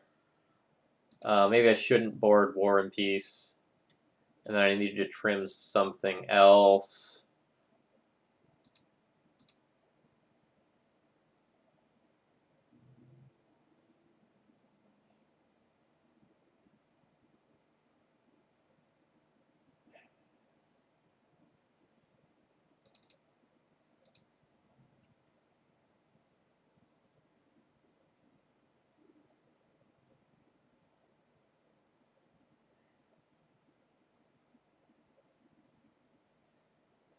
So, like, Compacta D, to just take that argument back one more step, Crusader alone is a real problem, right?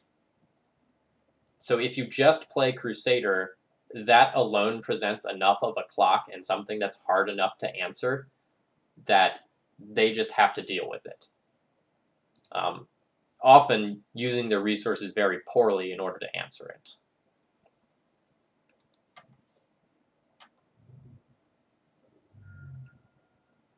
Okay, so someone asked, like, is Spirit good here? And Spirit is a card that has the potential to make them stumble a lot, and it's also very aggressive.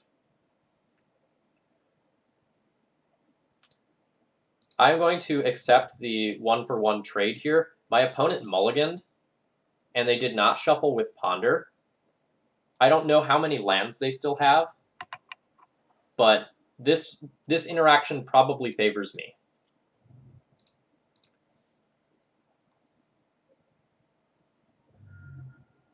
And yes, Lord Darkview, this hand is absolutely amazing.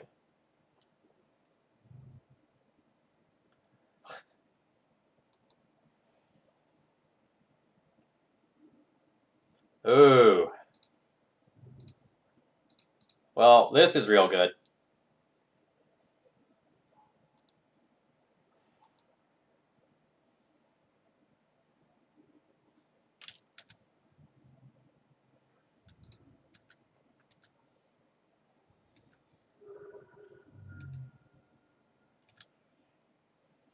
I'm fine with if my opponent rips a land, they can play a spell. I want to get more aggressive than I am currently. And Stoneforge Mystic will allow me to do that in a number of different ways. It allows me to turn the Batterskull that's in my hand into a live card, as well as get me a sword so that if they like just draw a land, they can't just like, oh, Baleful Strix. Oh, the board's clogged.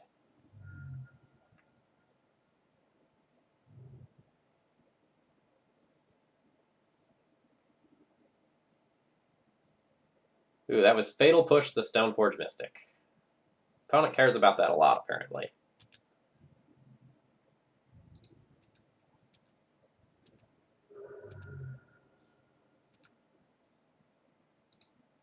So since they care about it so much, I'm going to just do that again.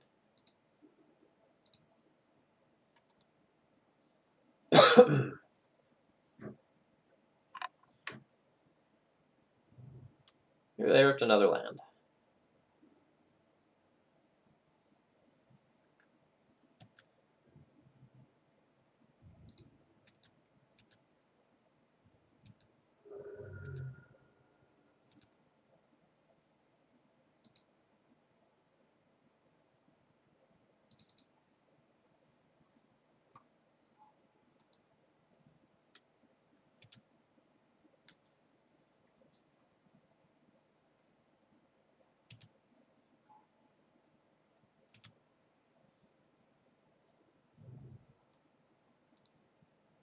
Alright, opponent has hit land drops 3 turns in a row after not having any. Things are going well over there.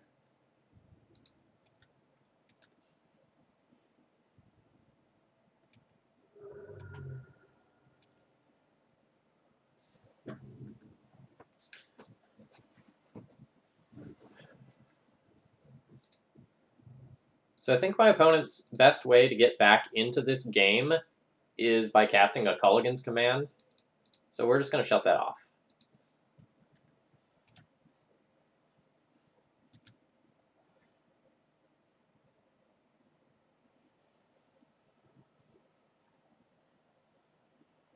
Yeah, my opponent's best outs are in the form of cards that cost 3 mana.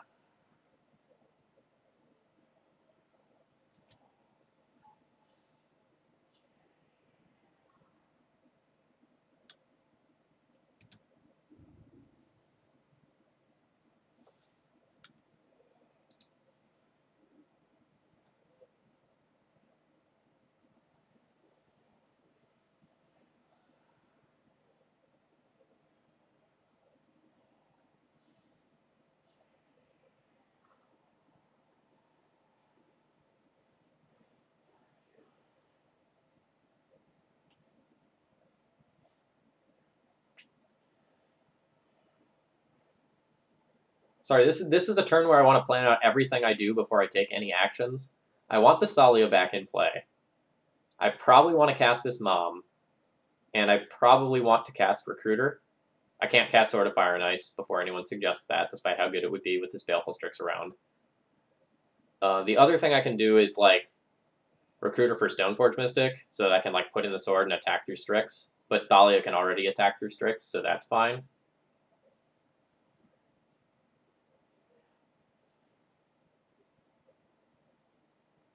Yeah, odd job. Can't cast Sword of Fire and Ice.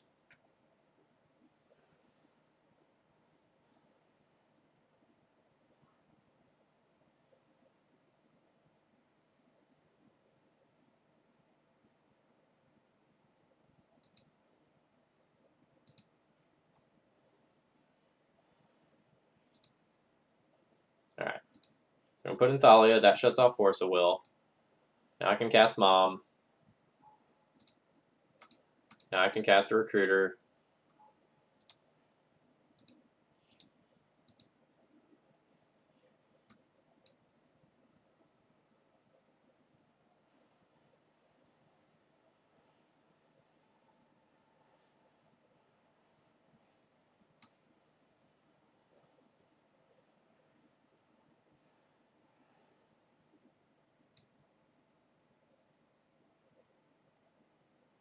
Honestly, I think I'm just fine getting a Flicker Wisp. I don't really know where exactly the next couple of turns are going to go. So just having Flicker Wisp as a safety net means that, like, I can protect this card. I can just, like, keep the train going with, like, Recruiter of the Guard. I can flick, like, if I really need to, I can just, like, flicker Strix out of the way and kill Jace.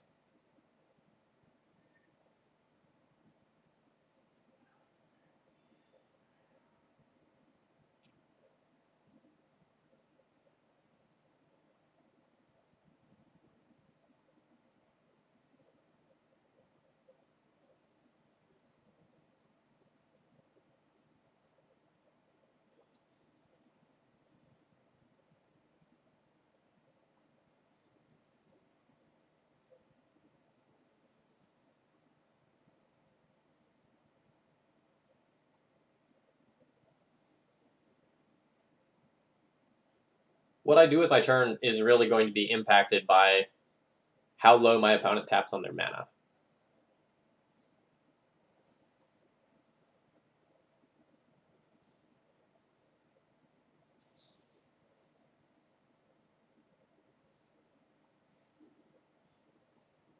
Yeah, Stoneforge Mystic is reasonable as well. Bounce Thalia. What does that mean?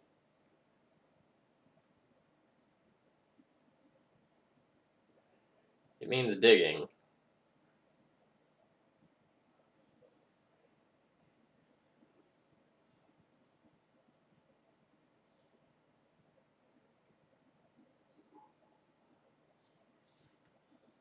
So my opponent can Snapcast or push something.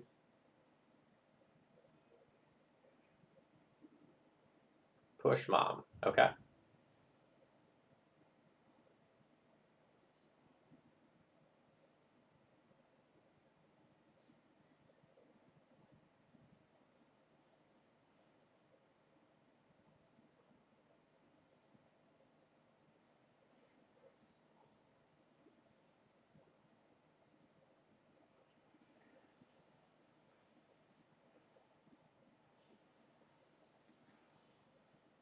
Hmm.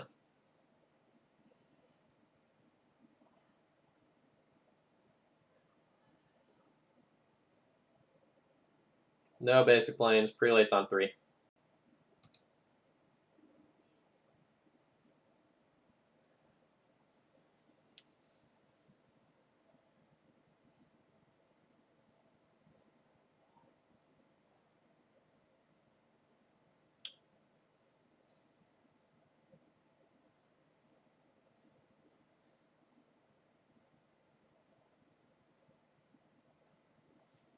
Okay. I can just trade my prelate for Jace here. I can go Flicker, you're like Snapcaster Mage. Attack in with both of my creatures.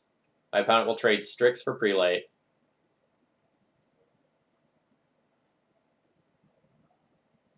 Then I can cast both Jitte and Thalia post-combat.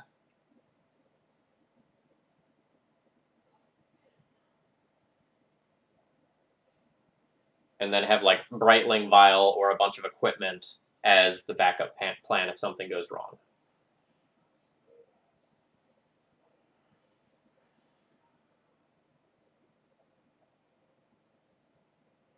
So prelates on 3. Sure, I can just like Jitte on Recruiter, but I don't think I want to like let them keep doing Jace things.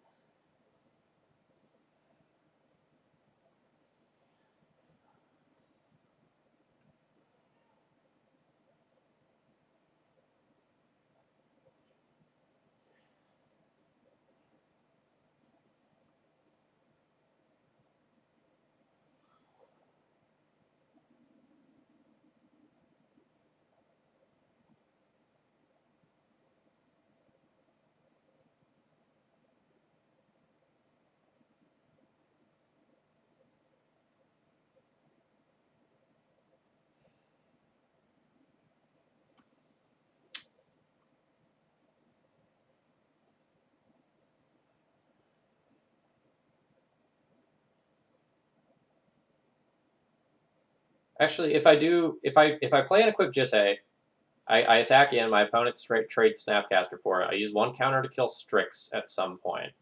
Then I have 1 counter left. So that's 4 damage. With Flicker Wisp, that's 7 damage. That's just lethal, and I can ignore the Jace, potentially. I don't hate that.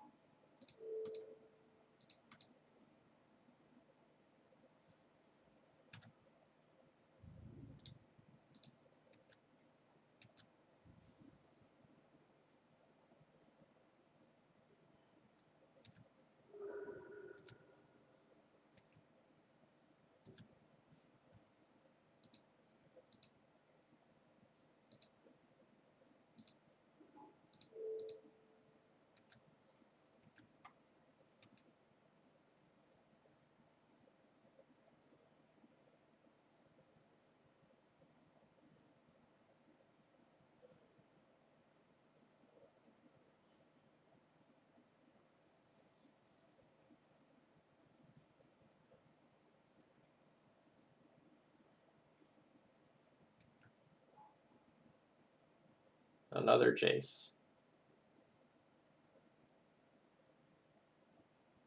Is this the world's worst unsummon? Because that's what it feels like.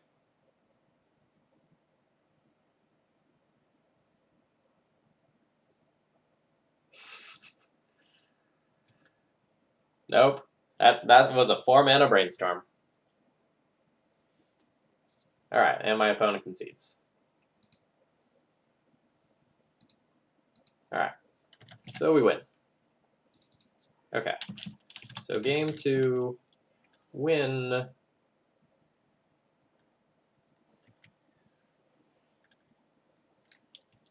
don't even know how we won. Like, I just kind of played some dudes And I got a bunch of card advantage, and my opponent died. A lot of my cards didn't even matter. Like, I guess, like, really, my opponent's mulligan was important to them losing because they got behind on card advantage. RBS, I have tried Sword of Light and Shadow, and it's not good.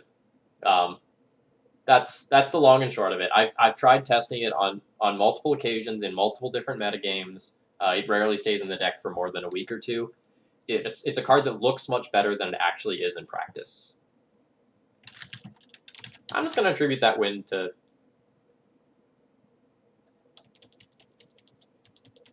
Thalia, probably. Like, the Thalia probably clunked up my opponent's draw a lot more than is immediately apparent to us.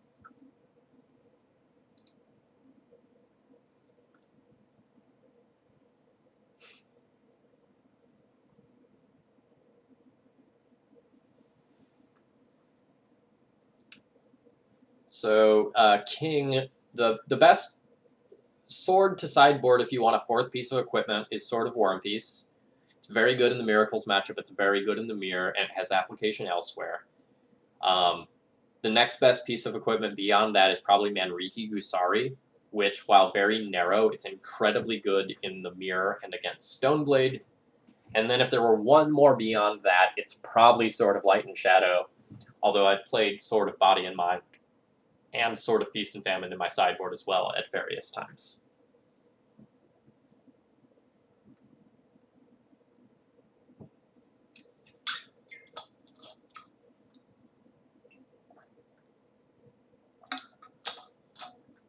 All right, I haven't done a talk about me in a little while. Hello, my name's Phil Gallagher. I run Thraben University, and today we are streaming with Mono White Death and Taxes. We are currently 3-1, and the deck list has felt great. Manriki Gusari, MANRAKI -GUSARI, Manriki Gusari.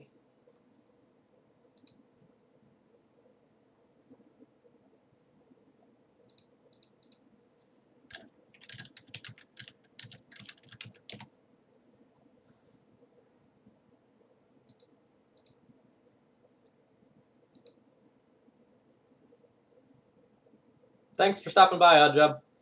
I'm in a mulligan. This doesn't have any lands.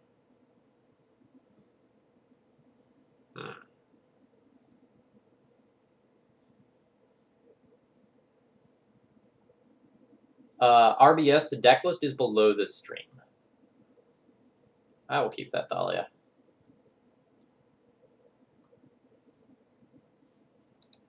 I think my opponent plays lands. Or at least that's what they played last time I played them. JK, not lands. Ah, Thoughtseize. Now my opponent can take the best card.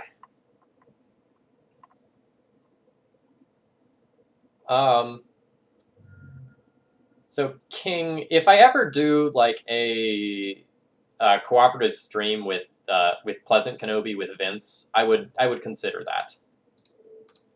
We would probably have a lot of fun. Yes, Brightling is the real deal. Unquestionably has a home in Death and Taxes. It's easier to just like watch how good Brightling is than it is for me to explain it, because I keep explaining it and people don't listen. So like, hopefully you'll just see this Brightling in action in a couple of turns. Hello, Storm Deck.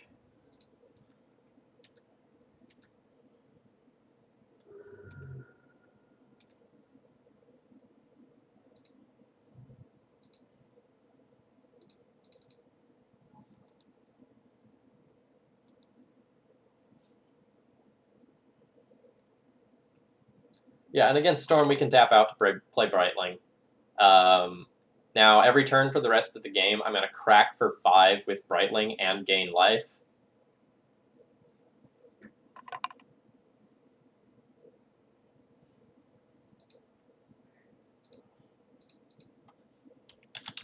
I just hope that, like, on stream tomorrow with the Legacy Premier League, I just shit over people with Breitling. That way there's, like, hundreds of people watching it, and everyone goes like, wow, Breitling is good. Look at that.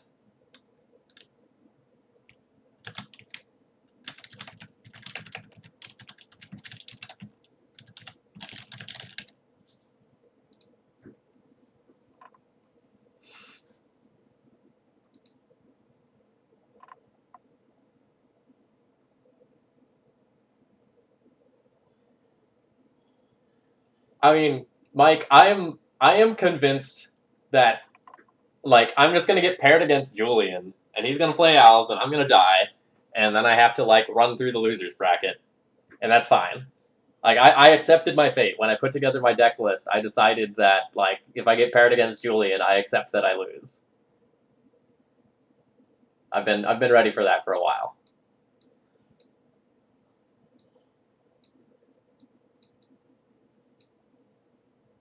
So tomorrow's group is me, Julian, Malamujo, and Jody Keith.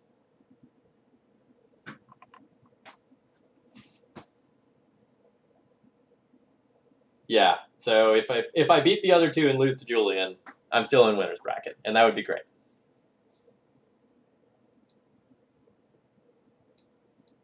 Then watch the replay. Like, it's a shame if you can't catch it live, but the content is so great.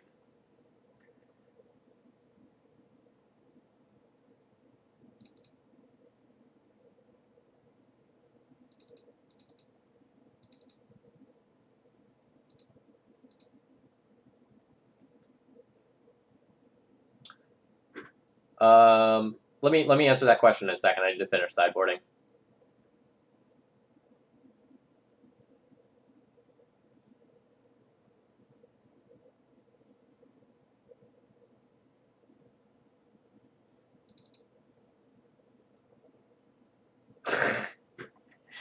Man, losing to Julian twice, that would be the ultimate daggers. That would be great. I wouldn't even be mad.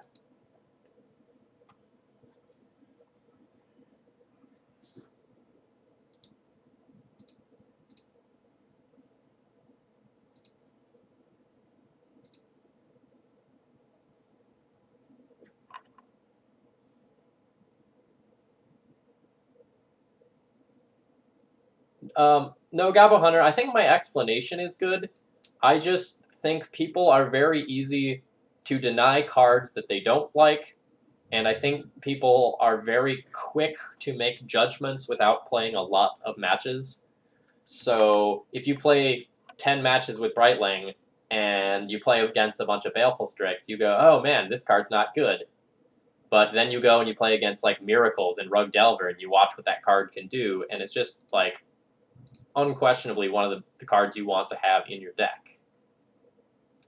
There are also a lot of people scoffing at it for price tag reasons, and so they argue against it, hoping they won't have to buy them.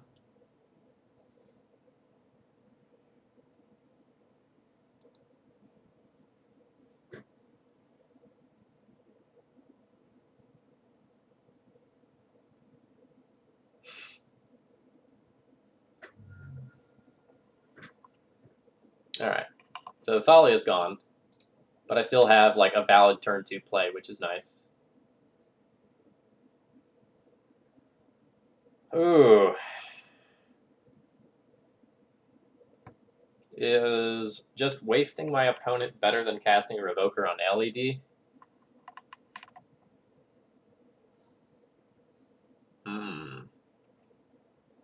Yeah, Breitling is one of those cards that I keep screenshotting it because it does really stupid things that the deck just simply cannot do without that card in it.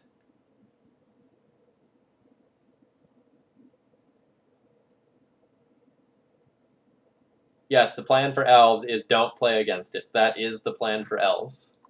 It's such a landslide not in our favor that I don't want to go there.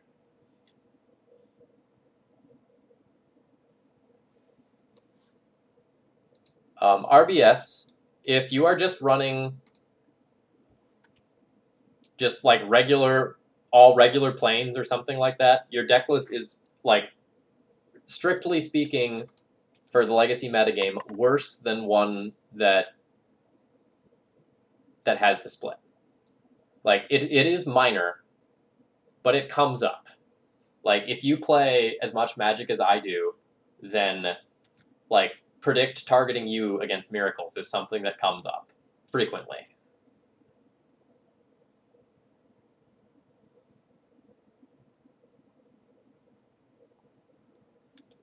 Yeah, if you all want to have a good laugh, I think I posted it on both Twitter and in the Facebook group. Take a look at the clips I had from that Rug Delver player as he played against Brightling. He'd never played against the card before, so I just took 5 clips in order of, like, every time he had a new reaction to Brightling, and it escalates.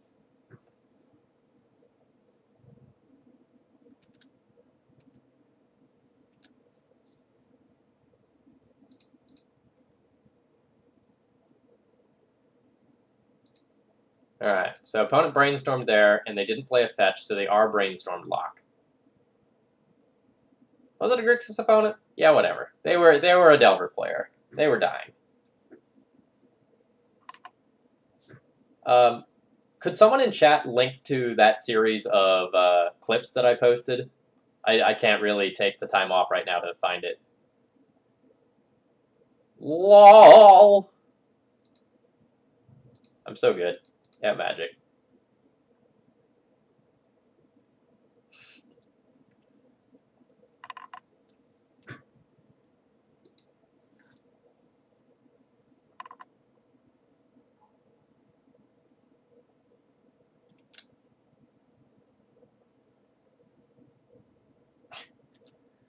Oh man, I should add a command to display that Brightling image I made.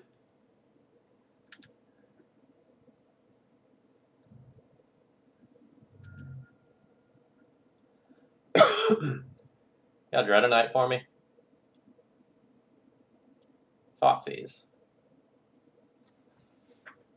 Whew. So there's a real argument to, like, not play Revoker. No, I'm gonna put the Revoker in.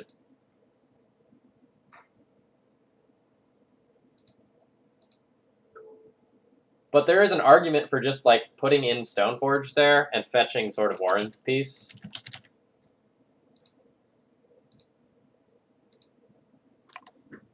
And then making my opponent choose between Sword of War and Peace and the Revoker.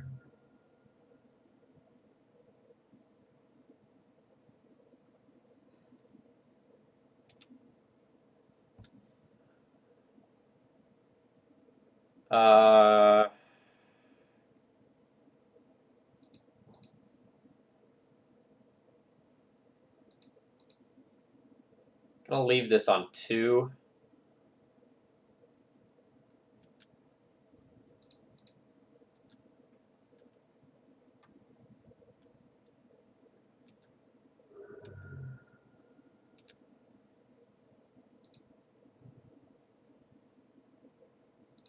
I'm going to play out Brightling here, because by doing so I can present lethal next turn. Whether or not I will actually present lethal is another question, but, like, I have the option to.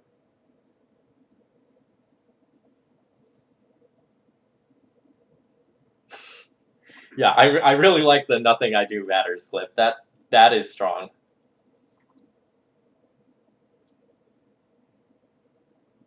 So 3 is a sweet spot for D&T, but I boarded out some of my 3-drops for this matchup, so I wanted to leave it at 2 so that if I drew Caracas, I could leave up the possibility of bouncing Thalia and redeploying with Vile immediately.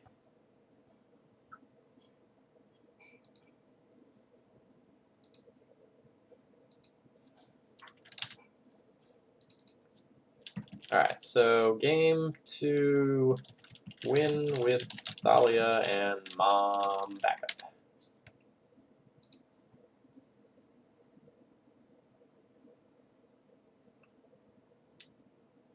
Alright, I'm not ready for bed yet. I want to play some more Magic. So, chat, I can do one of 2 things. Thing 1 is just continue jamming games with D&T.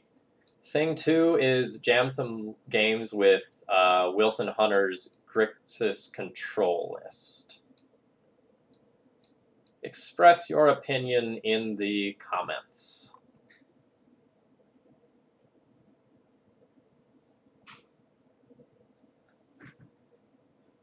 Hiss the enemy.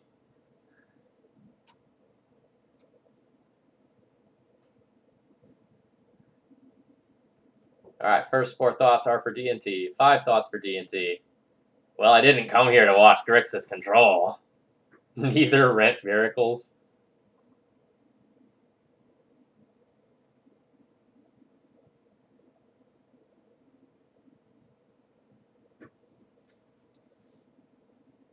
Alright, people are saying D&T. I'll play some Grixis on my own tomorrow.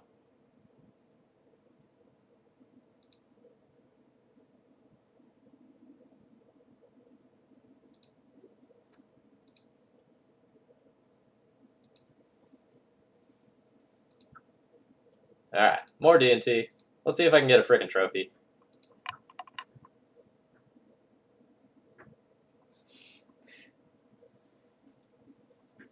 Yeah, we're primarily a D&T channel, but I do play a little bit of everything. On Thursday, I'm playing Bug Post. I'm looking forward to that. That's going to be a lot of fun.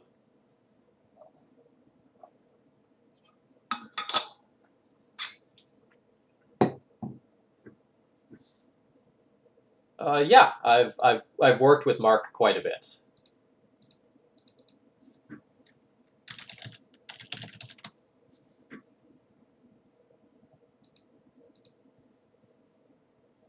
I'm going to keep this. I think my opponent plays Eldrazi. Eldrazi confirmed.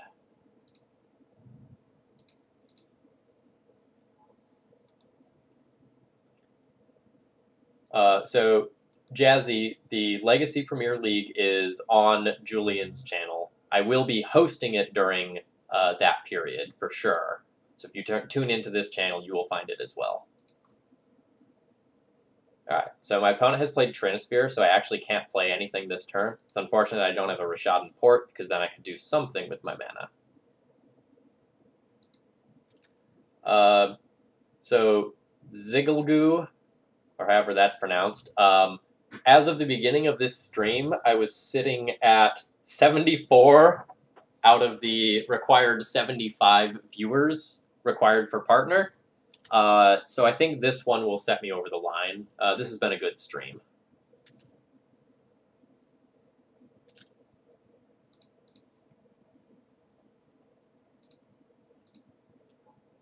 I will play this 1/1. Doesn't do a lot.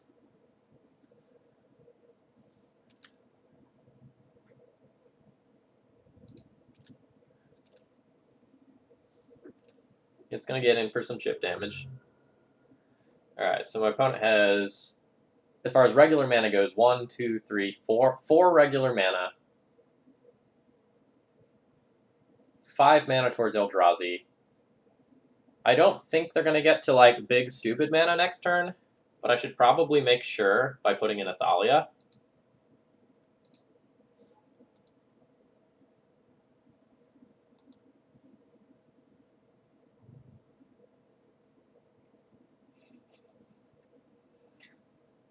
I think Thraben University would be teaching some very different classes. Alright, so look at how stacked my hand is, and then we're probably going to watch my opponent take the Brightling.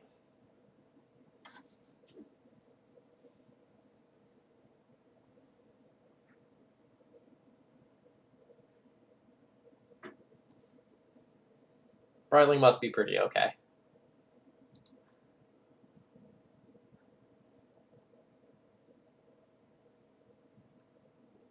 This Trinisphere is not normally good in this matchup, but it's doing some work right now. It's preventing me from doing some of my more broken options.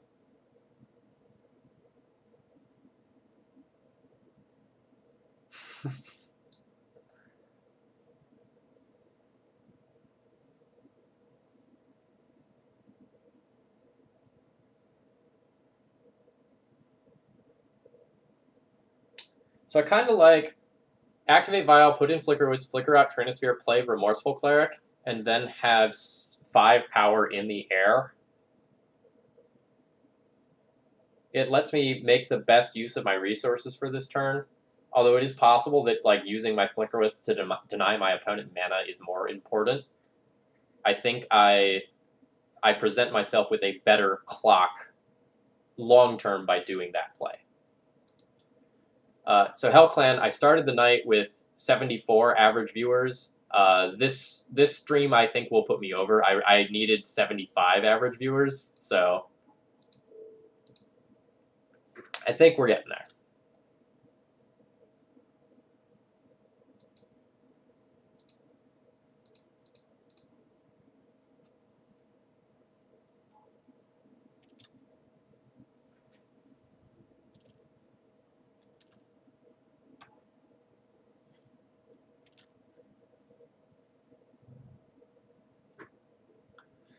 Alright, something big and terrible could happen this turn. Opponent has access to a lot of mana, only 2 cards though.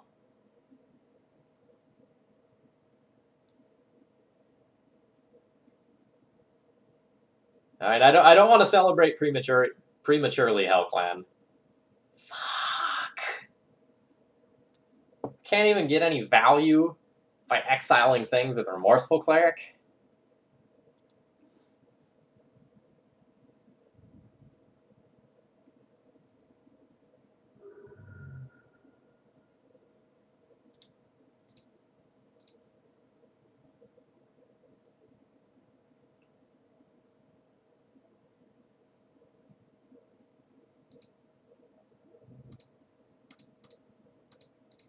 Fucker Borg.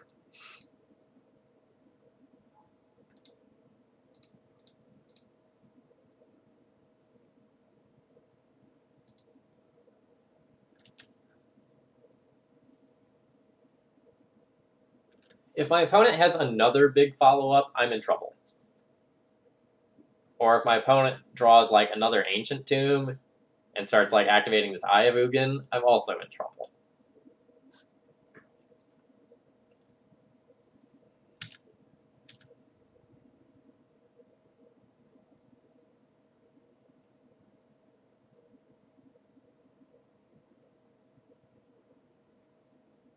Alright, so this is classic Flicker Wisp gameplay right here. So I go to blocks, I block this Thought-Knots here. Then before damage, I activate this vial. I say yes, I put in Flicker Wisp. Do the Flicker Wisp, I point it here. And then at the end of turn, I'm going to get something sweet, and I effectively gain 4 life. Please, no big thing. Chalice on 2, that's fine.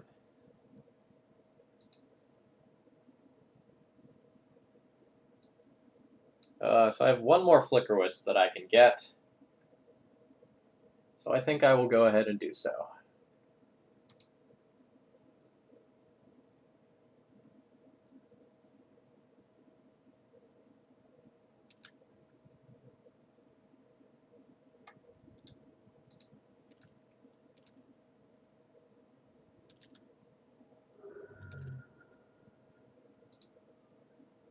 Alright.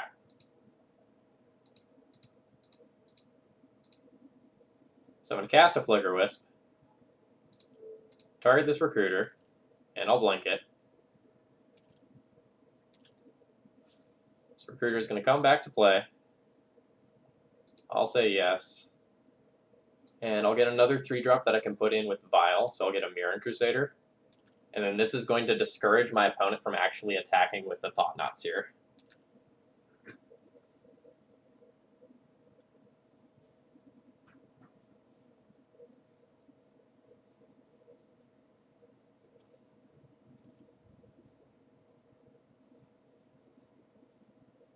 Okay, so now I have a choice.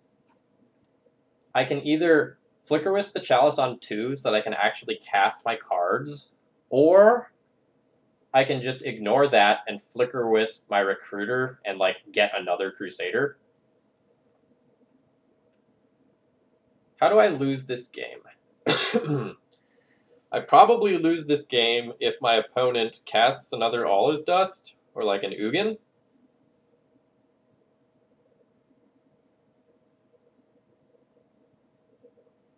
I can play Crusader this turn, and then Flicker Thought-Knots here. Is that enough damage for lethal? That's 4, 7, 10, 11. That is enough damage for lethal. Let's do that.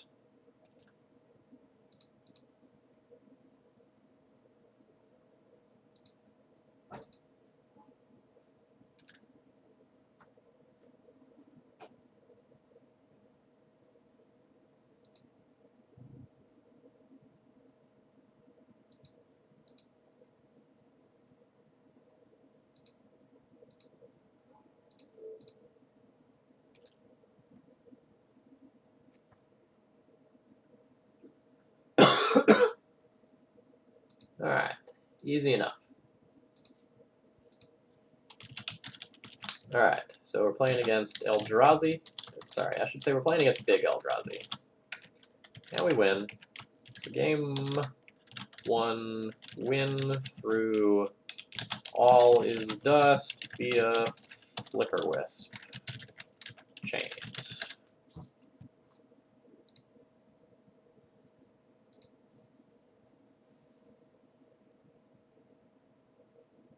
Yeah, okay, even if he has a Warping Whale, he has a Chalice on 2, so he can't cast it. That's a very good point. Yeah, Whale is also not particularly played currently, at least in the main deck. Like, you'll still see it in some sideboards. Okay, so I like Relic Order. Where'd you go, cat buddy? I like Relic Order. I like Paths. Prelate on 7 is fine. It's not, like, amazing, but it's something I need to consider. Council's Judgment is fine. More Recruiters and Brightlings are fine. Let's start by cutting our Mother of Runes. That's a very bad card here.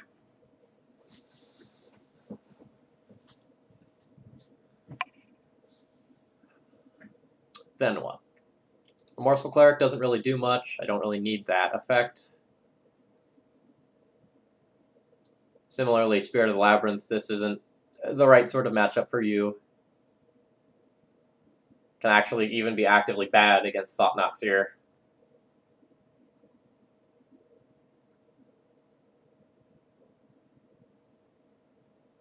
From there, it gets a little more difficult.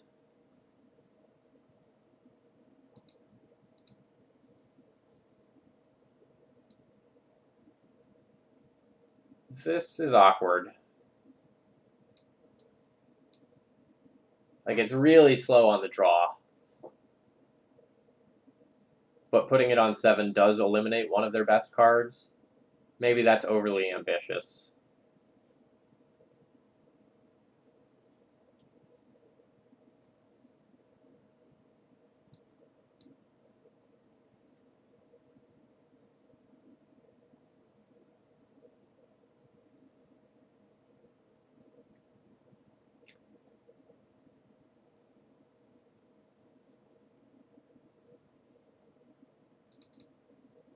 I guess I could trim a piece of equipment. I have, like, Brightling as a arguably better mana sink.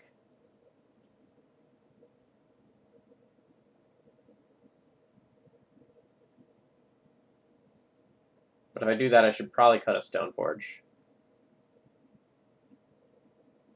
Yeah, whatever.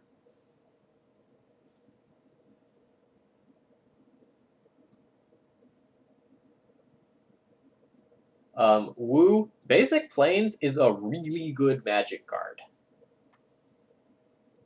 Like, I know that sounds silly to say, but I think Basic Plains is just better than all those other cards. Like, the ability to, like, not be wastelanded is just so great. Yeah, so opponent has a Spyglass here, and they're going to have to, like, choose whether or not they want to hit my Vial, or whether or not they want to stop this Wasteland.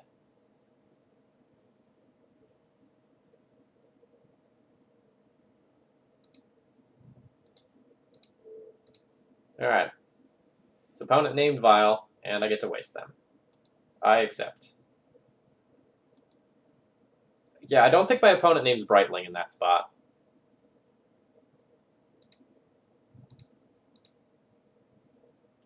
So I'm going to play out my Vial still, because if I draw a Flicker Wisp, I can Flicker Wisp out this and get some value. Opponent's doing real good on the ramp plan.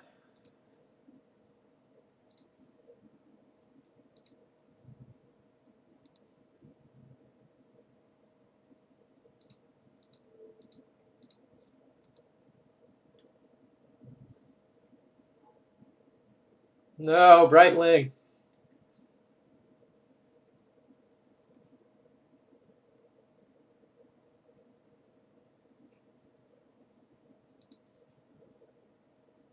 Hello. Hello, friend, and welcome. This isn't a spot where I can really wait to play Brightling with protection. My opponent also doesn't have too many things that answer Brightling directly. Like, tapping out for, like, an Ugin here and, like, plussing on the Brightling would be pretty devastating. But we're losing to Ugin no matter what if that hits play. Alright. Or Knowledge Dust. That's fine.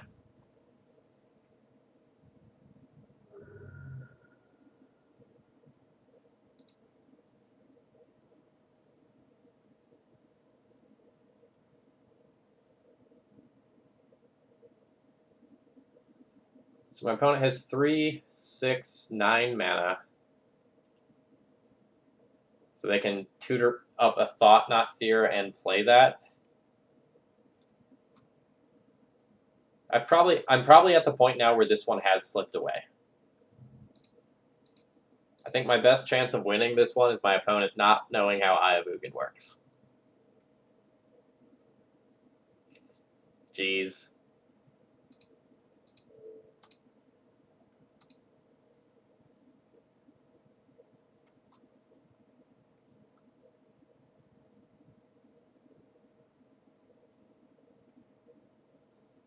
My opponent knows how Eye of Ugin works. That is unfortunate. Let's see what they do with it. Endbringer. They have the land to play Endbringer this turn. Okay, no, they can't.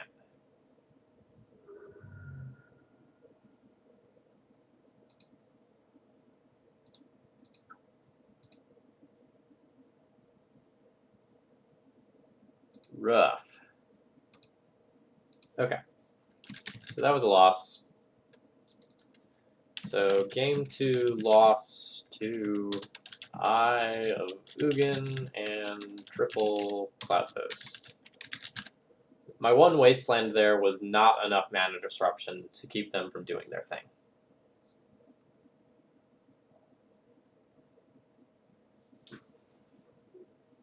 Alright, so I was thinking about what I wanted to do with like the Stoneforge Mystic package, whether or not I actually wanted to trim down pieces of equipment.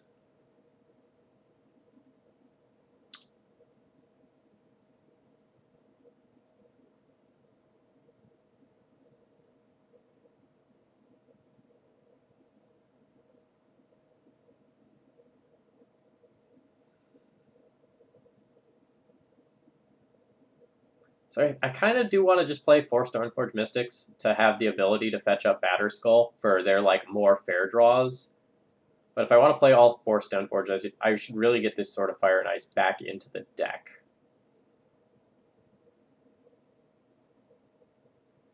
So what will I cut in order to do that?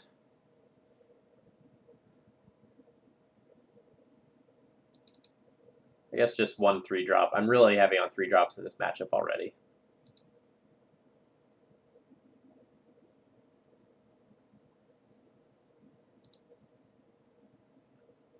Okay, great. So I have an Ether Vial start with 2 different mana disruptive elements. D&T is not a great deck to play 61 cards with.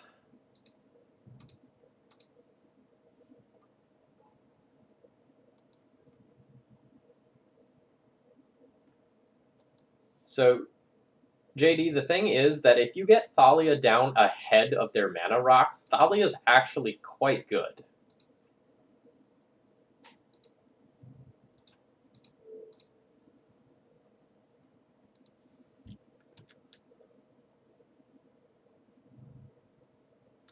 but I 100% understand what you're saying there and what you're getting at.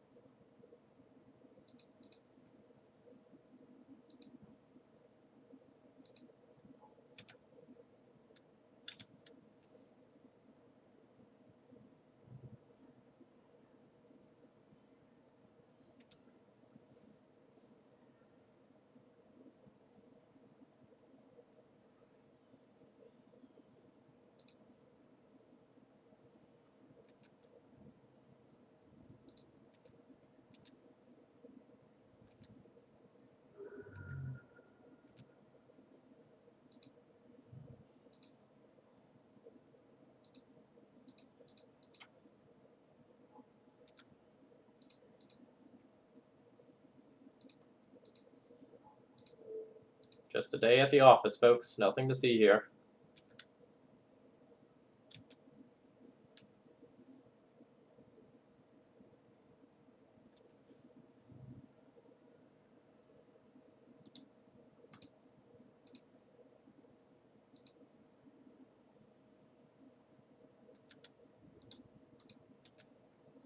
Of course it was an aggressive flicker.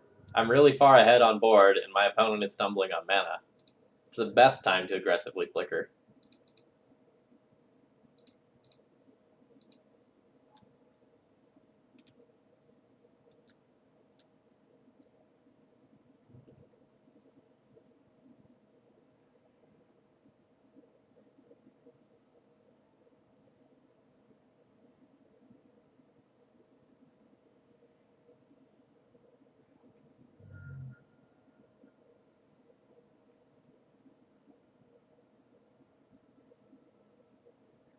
Thought-Knot's here?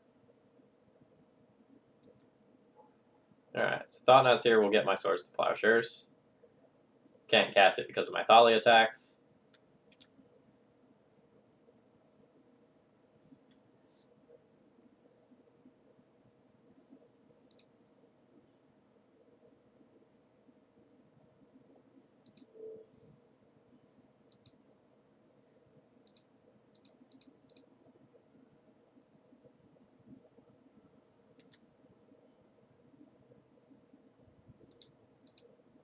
I'll let you develop your own opinion on Brightling.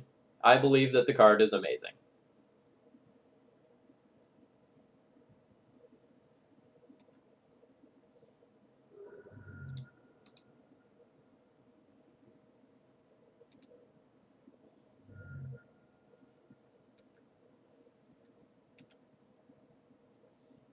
If you want to know why I love Brightling so much, think about how much damage Brightling could do next turn.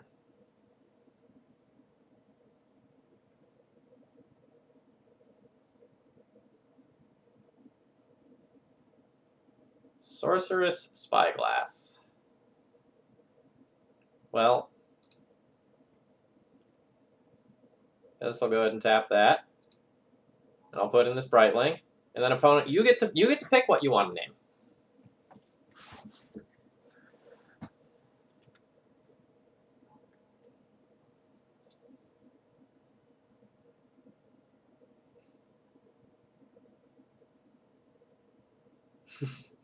Yes, Nerd Girl, you can make your own opinion. I believe in you. As a member of the Twitch community, you can do it.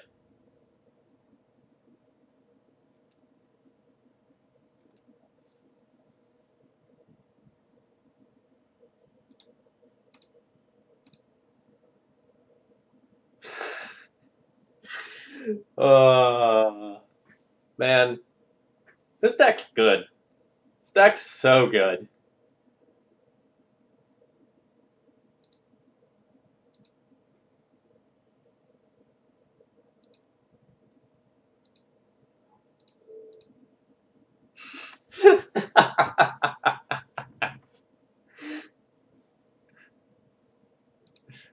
I'm a bully.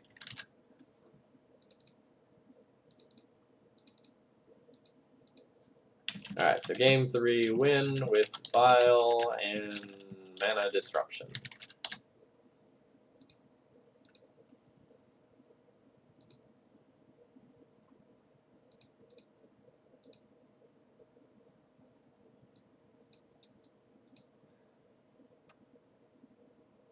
All right, chat. I'm gonna run to the restroom real quick. I will be right back, and then we'll be back with more Legacy Death and Taxes.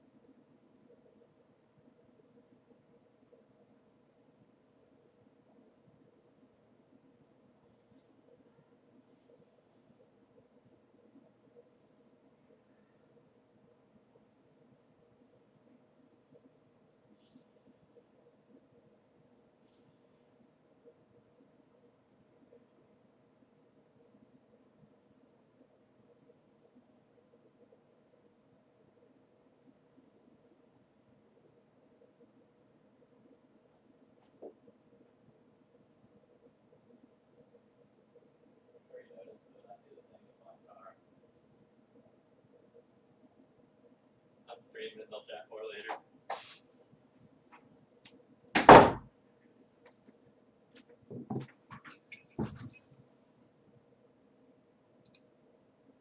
All right, sorry about the delay, folks.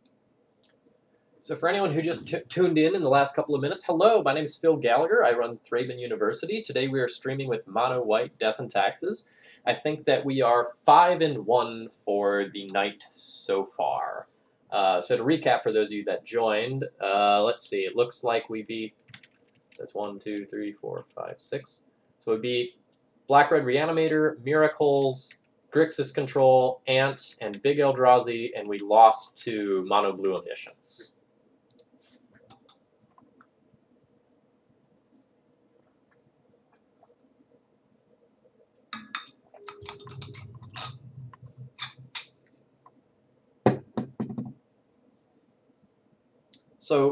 So Tom, many like standard or modern decks are actually very well suited towards beating legacy decks, because legacy decks are meant to fight other legacy decks, and so sometimes you play like crazy like draft unplayables and like you can't answer them. I know my opponent's name. I know I played against this player before. Many times. I'm gonna look up my old data set. I know what they play. But that is really gonna depend on whether or not I can keep this hand. This hand's like super risky. But it's so good if this file resolves.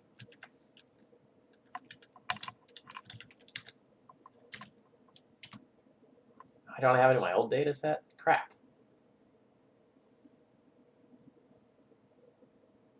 This is my 7th round of the evening. Whatever, I'm going to keep this.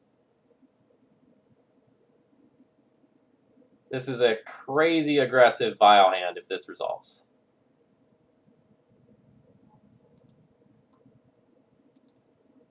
D&T? Okay, that's why I know them then. I knew I recognized that name.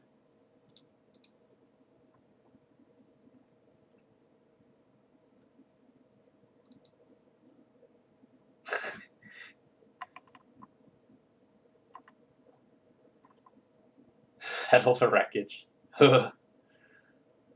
Okay, so I could just like play out a blind Revoker or Spirit here, but I'm probably just better off like porting my opponent and leveraging my Ether Vial advantage to the best of my ability.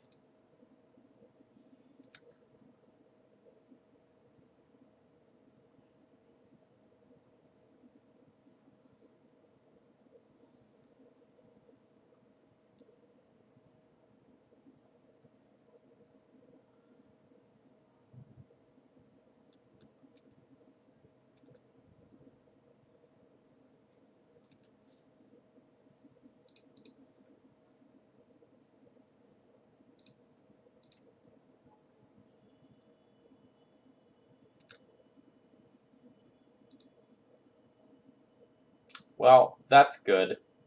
If I just pass the turn, my opponent is going to wasteland me. So I really should place something here. I should probably just, like, play my own Stoneforge with my mana, and probably force them to wasteland me anyway, since I'm going to miss a land drop.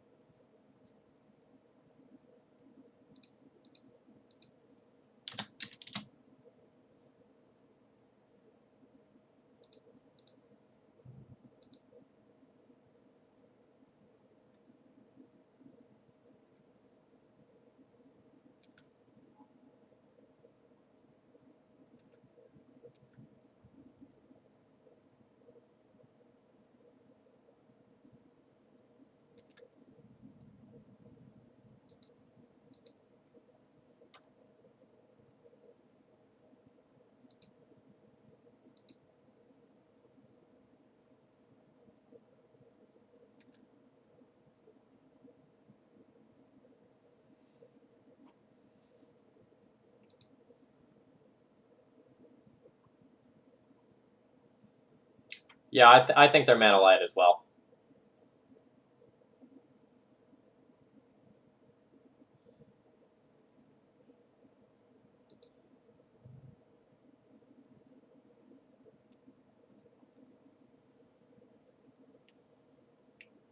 Kind of like getting feisty and giving Spirit of the Labyrinth pro white and just like getting in there for some damage. But that's overly risky, so I'm not going to do it.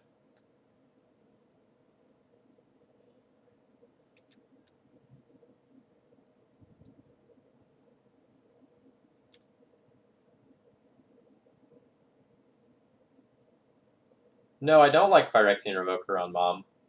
I don't need to do that yet. Like, I have my own Mom, so if I have my own Mom and Jitte, I can make more effective use of Mom than my opponent can. Ooh, a Shalai. Now that's pretty good. I'll have to deal with that before other things. But luckily, I can deal with that.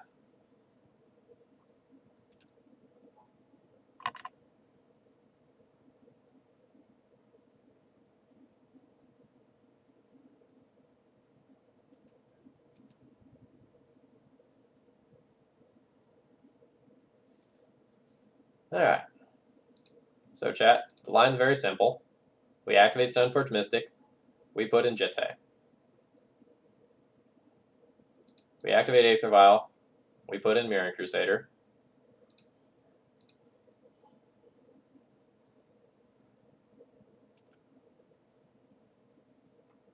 Say always no to that. Then the line is... Holy shit. The line got a lot easier.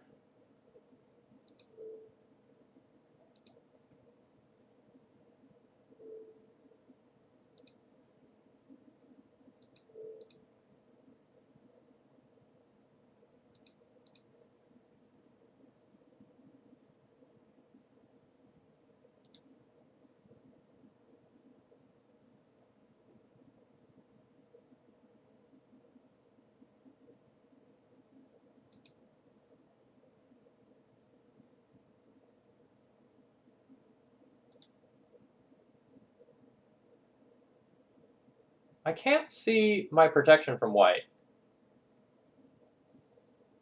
But I see it in the chat log.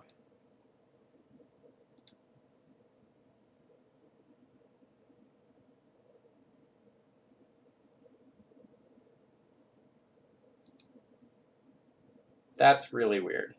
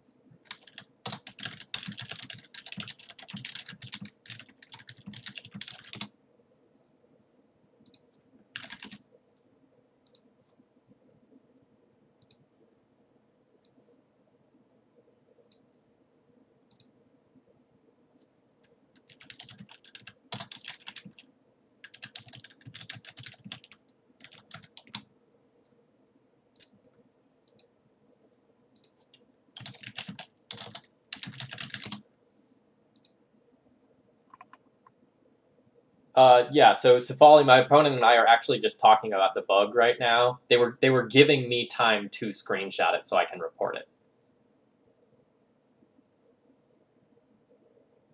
I wonder if it's...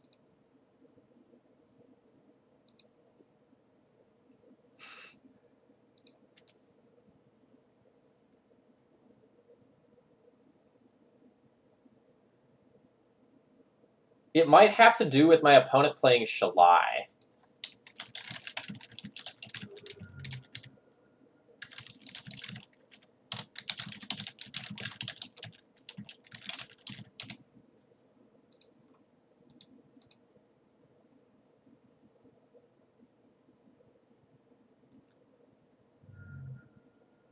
So Safali, it doesn't say pro-white on the card, but it's acting like it's pro-white.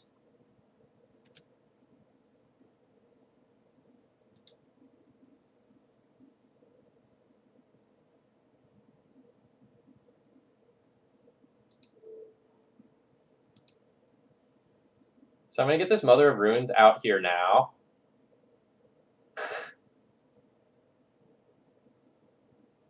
And then everything else can wait.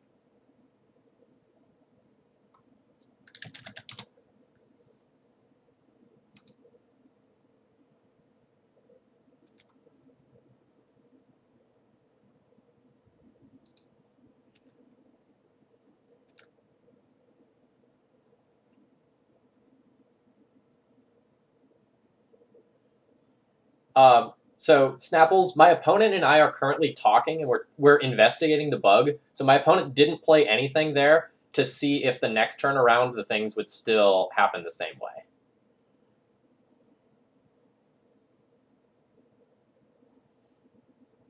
We were wondering if it had to do something with Shalai.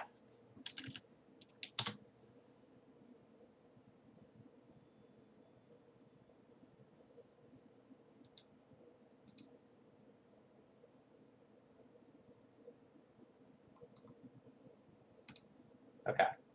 So we're playing the mirror. Alright, so win. So game one, beat a Shalai and Mom combo with my own Vile and Jitte-based hand.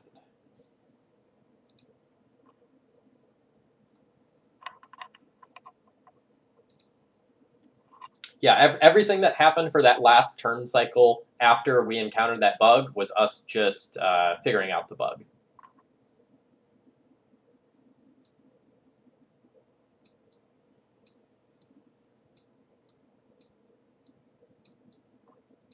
All right, so these are the cards to consider. Usually in this matchup, I start by cutting all of my Thalias. They're not particularly relevant. I cut my Spirit of the Labyrinth. That's where, not really where you need to be. I don't think I've been playing the Brightling, the third Brightling. I think the first two are very good. The third is a little dubious. And then afterwards, you have to consider, like, play draw and, like, what your opponent's doing with their deck choices for whether or not you want to bring in the paths. If you don't want to bring in paths, then this is your configuration. If I'm playing against opponents who are just like super aggressive in their playstyles, a lot of times I'll play path. If my opponent is more conservative, sometimes I don't. Like when you're on the draw, sometimes you do just get got by like a very early equipment connection, and that can be game ending. So Path to Exile can be good, but it goes so much against like the potential mana denial side of the deck.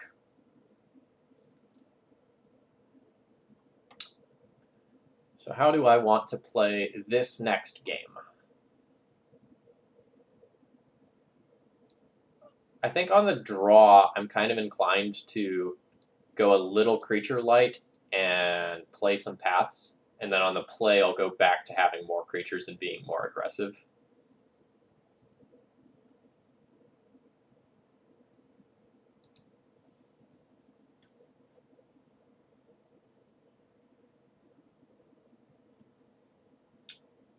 This hand's clunky. We're going to ship this one. This hand is pretty good. The Vial makes it great. I'm hoping my opponent doesn't lead on Mom. If my opponent leads on Mom, I have to Swords Mom. Alright, we have ourselves a good old-fashioned Aether Vial fight, and my opponent was on the play, so they will get to press their advantage a little harder than I will.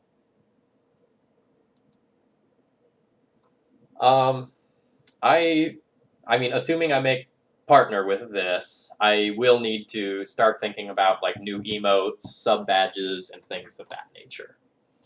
So a Brightling emote or equivalent would probably be pretty sweet.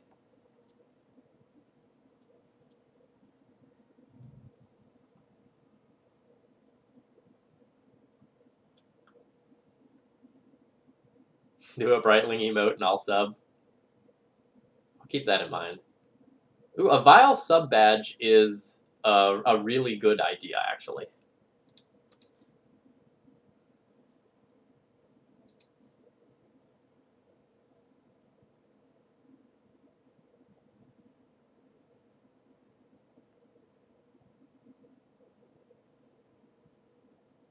Alright, so this turn I need to decide what I want to do. I can just hold up a Swords to Plowshares for if my opponent has Mom. I can play Stoneforge and just get like either Jitte or War and Peace to kind of press advantage.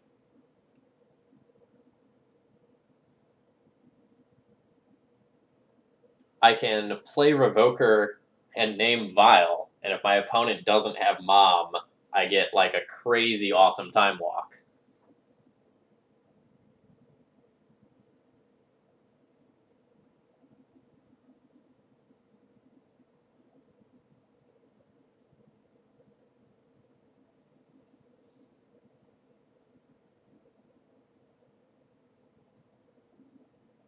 So why is my opponent keeping their hand? They had a Vial. No naked Stoneforge that they wanted to play out. So they maybe don't have equipment. Does that mean that their hand is like Vial and Mom based?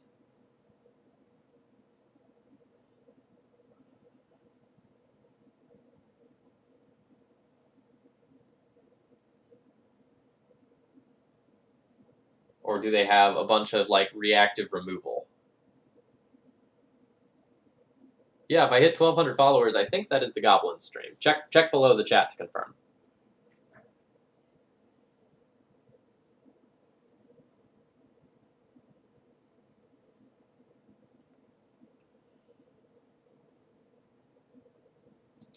I think I'm worried about the tempo that I'll lose if I don't play another card this turn.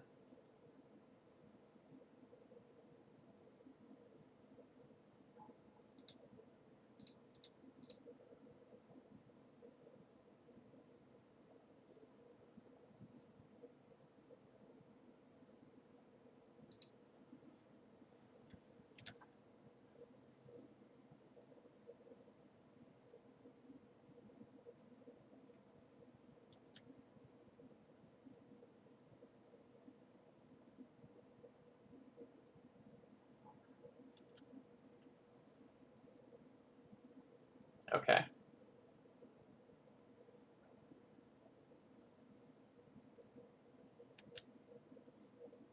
Yeah, Goblin Lackey, if you want to send that to me somewhere, somehow, that would be very helpful.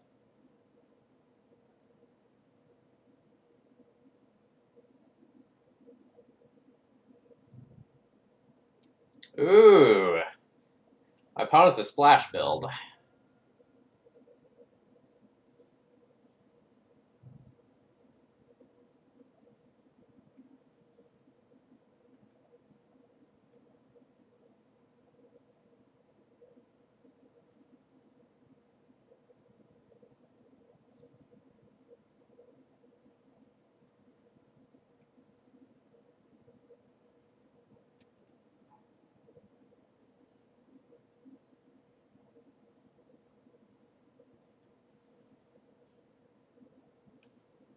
Alright, so my opponent is opting to attack me by resetting my Vial to buy tempo.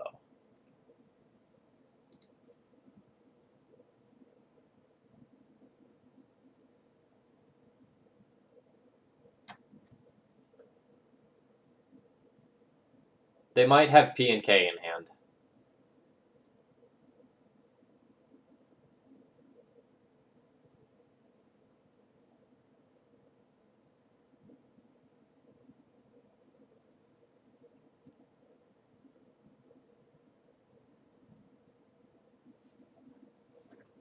So this turn, I can cast Recruiter, get Mom, put Mom in.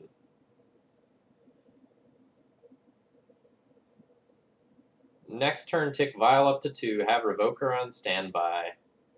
Use Caracas as Lotus Petal, equip, protect, get in there, get Jitte counters. I like it.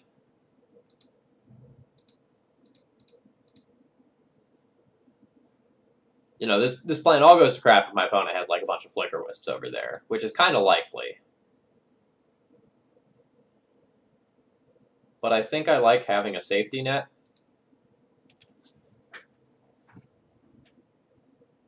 I am in trouble if my opponent just goes like Stoneforge Mystic. But I kind of had the read that they didn't have another piece of equipment. Or sorry, another 2-drop because of like the way their sequencing went.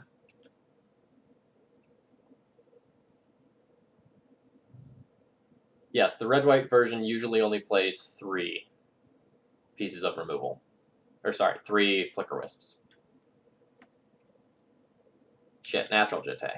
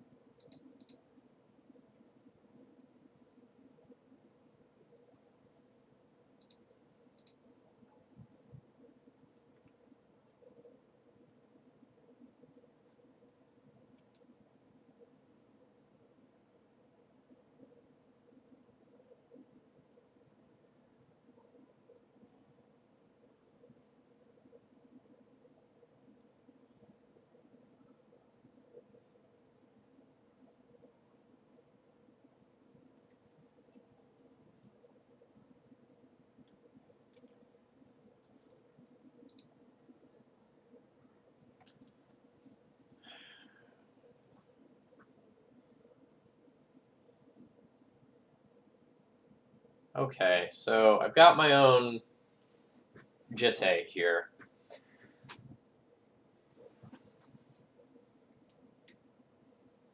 But it's not the best card right now. I think I'm likely in a spot where I need to, like, tap Vial, revoke Jitte, play out my own Jitte, and hold up Swords to Plowshares in hopes that my opponent gives me an opening to use it. JD, that doesn't really work because my opponent can just shrink the Stoneforge Mystic by 1, and then I won't actually do combat damage.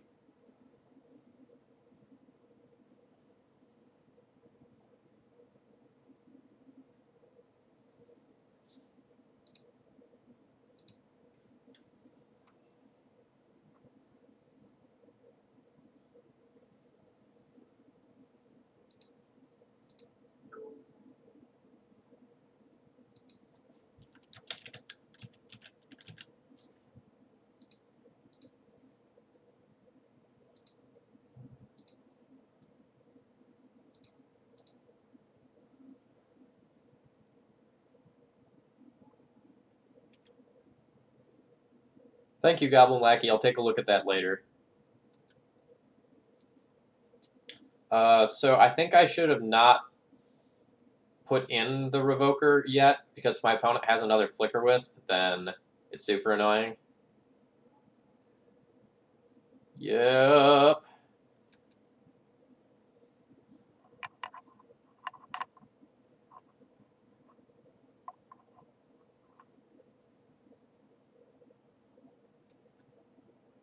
This is about the point where I can just pack it in.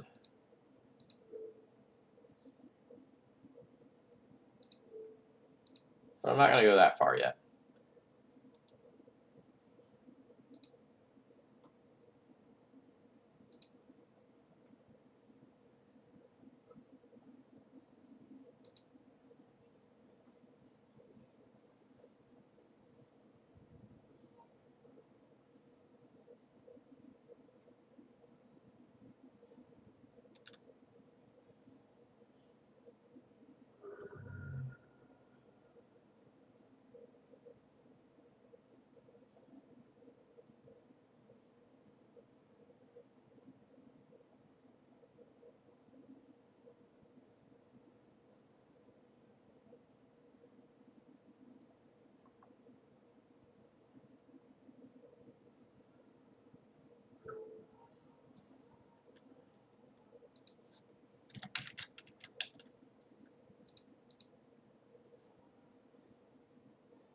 Actually, I should probably just name Mother of Runes in this spot, and then equip the Jitte and take out both of their Flicker Wisps.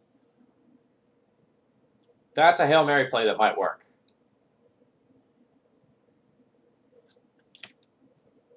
Because Jitte is out of counters now.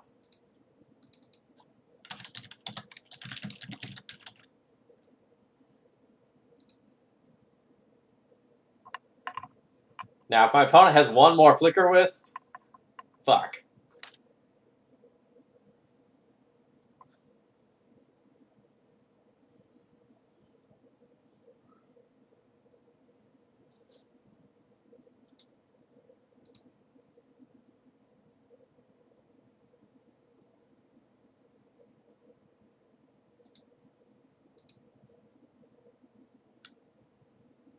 I'm going to take this up to 3 in case I draw my own Flicker Wisp.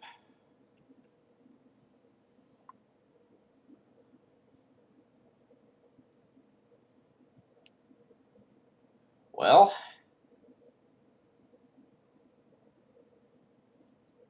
yeah, Master, there's a really, I'm going to play out this Plains. There's a lot to like about that Castlevania show. The fact that it has only a couple of episodes sucks a little bit, because it was originally scheduled to be a movie that they like transformed into a miniseries. But like other than that, I have no real complaints about that.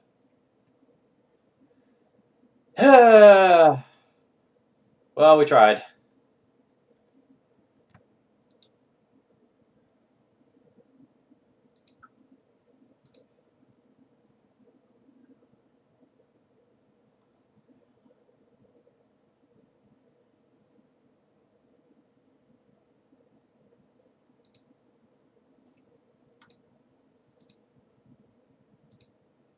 Alright, let's move the Goblin's data over there. Alright. So we lost game 2. So game 2 lost to natural opposing Jitte. Alright, so now that I'm on the play, I'll board path out and board just a couple more aggressive creatures in. Oh man, we get more episodes in October? That's, like, surprisingly soon.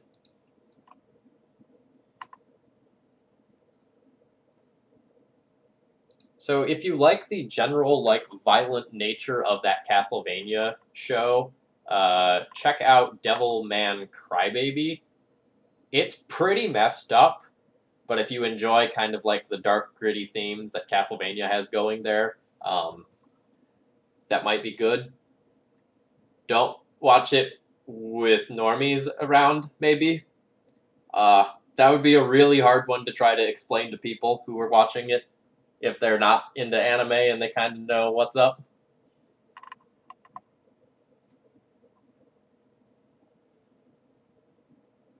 Yeah, the original Berserk is another great recommendation if you like Castlevania.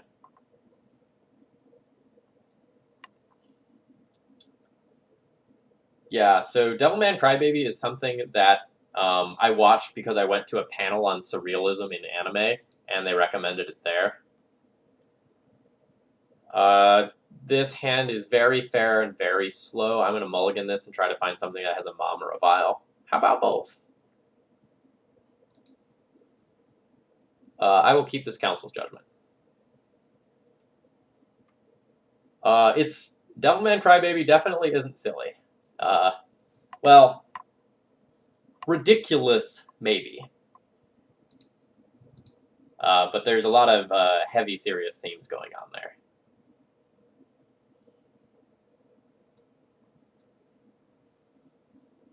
I think normies is a very useful word to have in your bank as an anime fan, because like you can watch Food Wars and you can go like, yeah, okay, sure, this is fine. Their clothes are exploding off. This is fine. This is normal by the standards of this weird genre that we're in.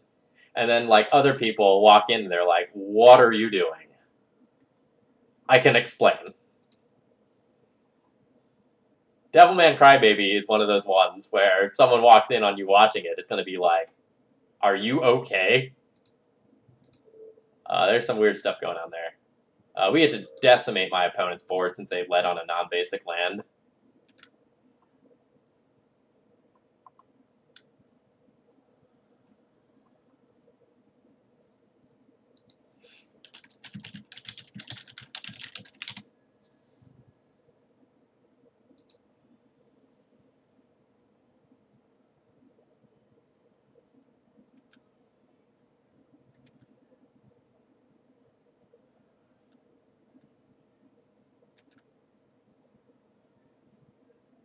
Death and tacos. I like it.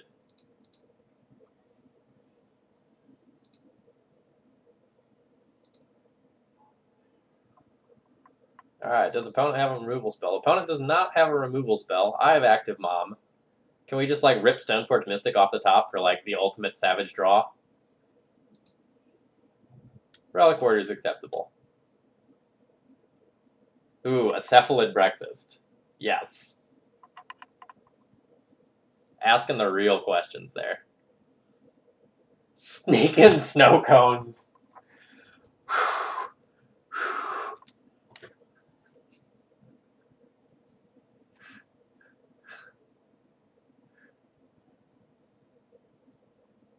King, I hope you're taking notes. Oh wait, no, that was your suggestion. Never mind.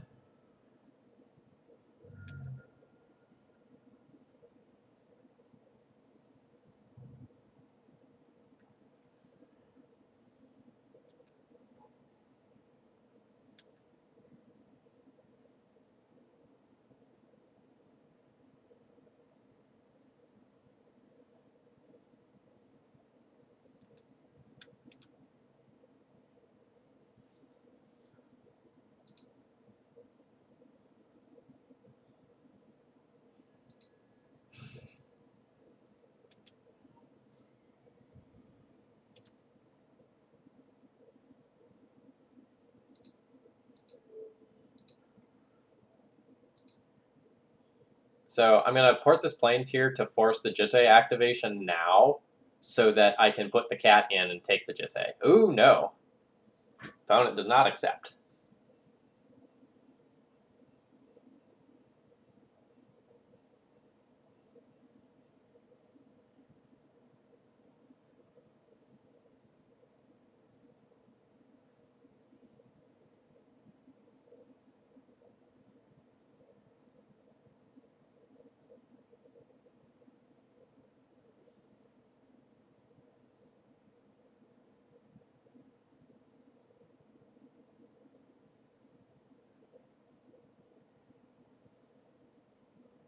So opponent is thinking.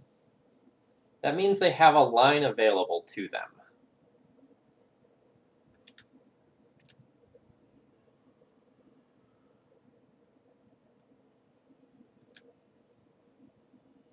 They're just holding up mana, so they want to port me. Interesting.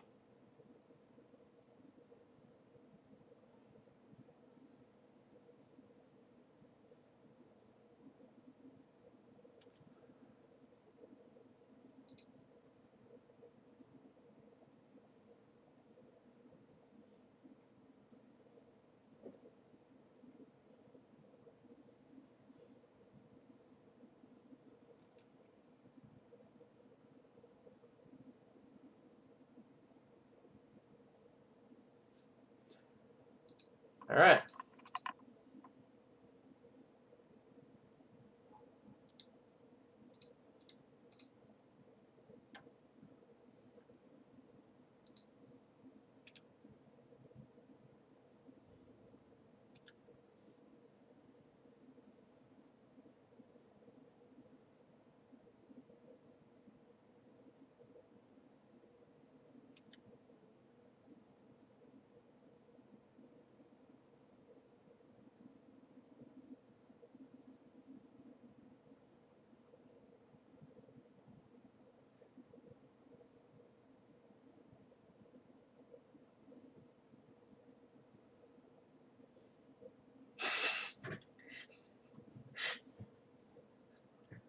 We have awakened all of the Canadians.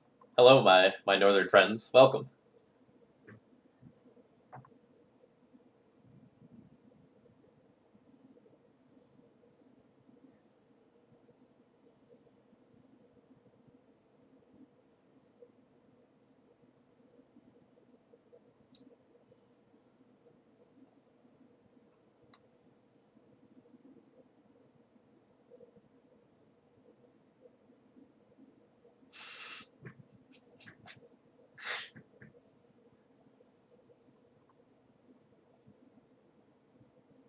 All the Canadian friends.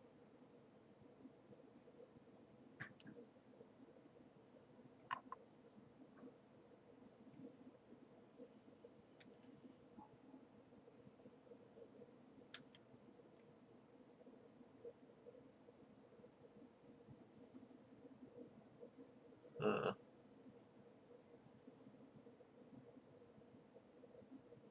It is possible I might fall behind on this equipment war now that my opponent has the batter skull as well.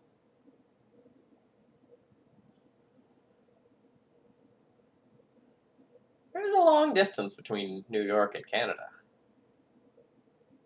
Like, you could fit several European countries between New York and Canada.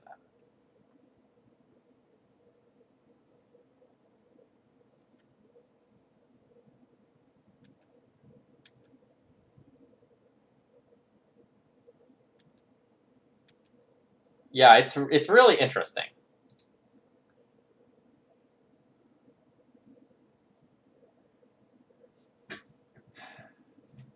So now I just, like, pass. And I'm pretty well insulated from what my opponent can do. I'm holding up this protected cat. I think my opponent has a Swords to Plowshares. So things could get a little weird.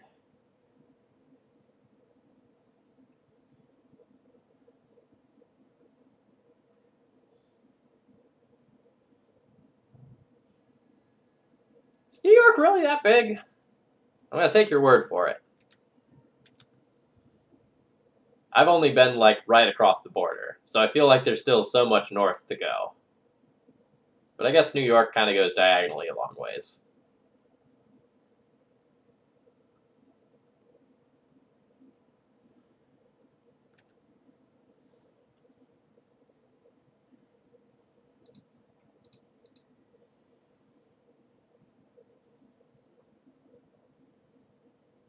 Okay. Yeah, you got me there. That makes sense.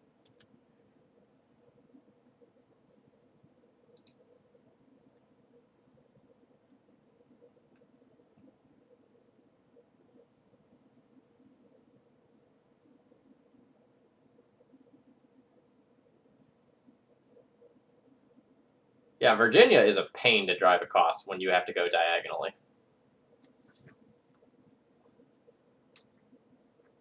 Alright, so what happens if my opponent has both Batter Skull and Swords to Plowshares? Do I care? Am I willing to trade my Stoneforge Mystic for 2 Jitte counters? I think the answer is yes.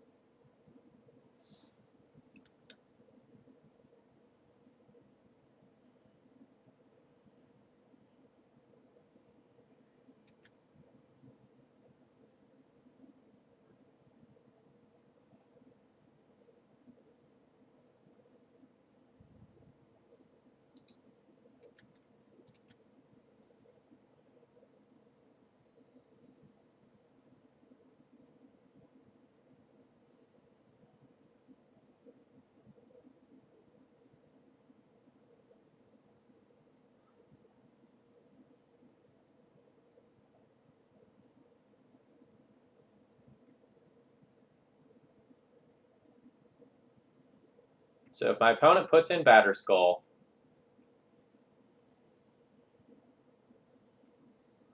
I can just Relic Order that, and then not have to drop Mom Protection, and I get the first Jitte counters. Which probably just means I win the equipment war.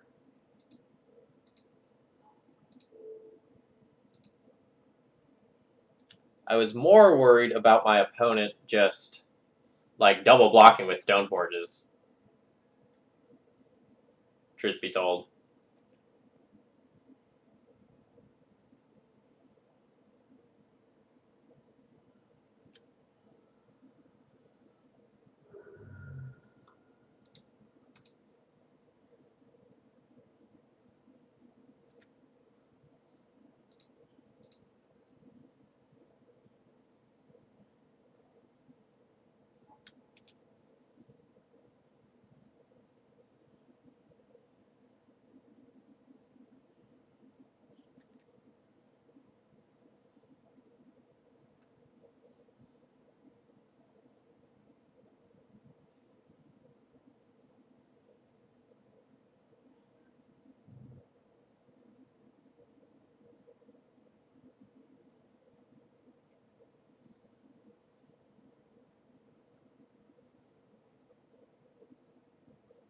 So Council's Judgment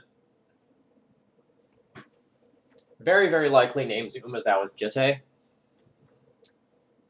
Like, very, very, very likely.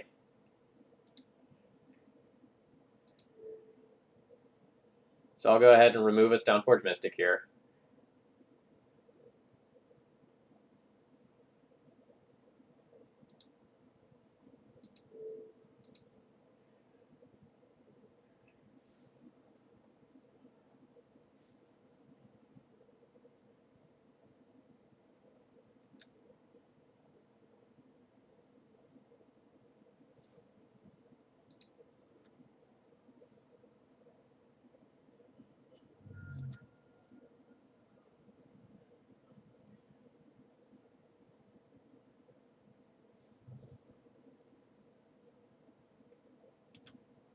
Ooh, a Mom. That is not good for me. That is going to have to get Council's judgmented away. Let me go ahead and tick this up.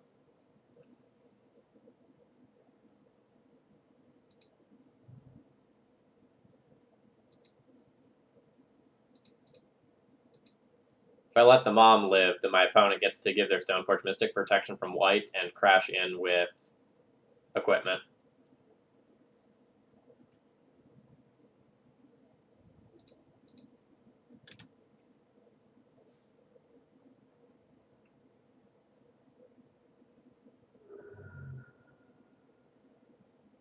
I'm hellbent, so my opponent had a free block on the Stoneforge Mystic that they just missed.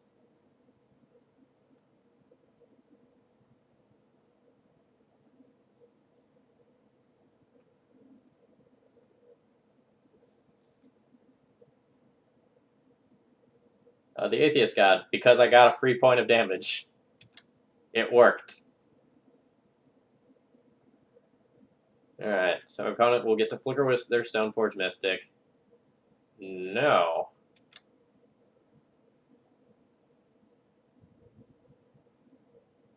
Flicker Wisp of Plains. I do not understand.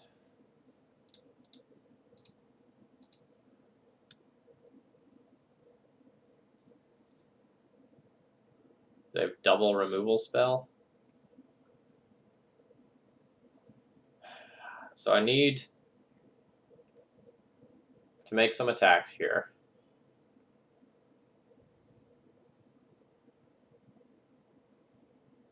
I guess not, because if I trade... No.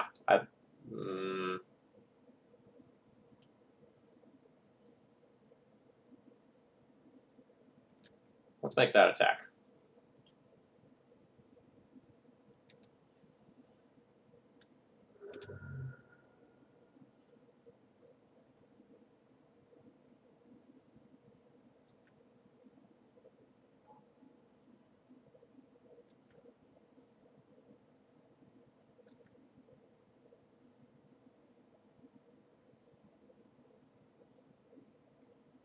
So if that was my opponent's line, like, they still could have done all of this with the lands that they have.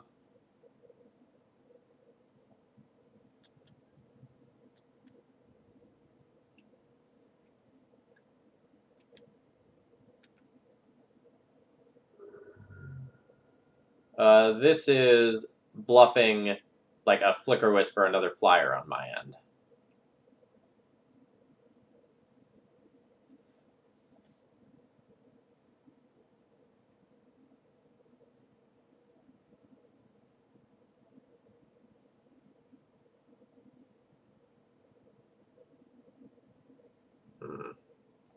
Now I can't make any attacks because at instant speed my opponent can, like, get their Batterskull back.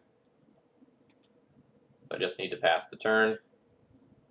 Unfortunately, I think my opponent probably also has another piece of equipment because they didn't move their Jitte.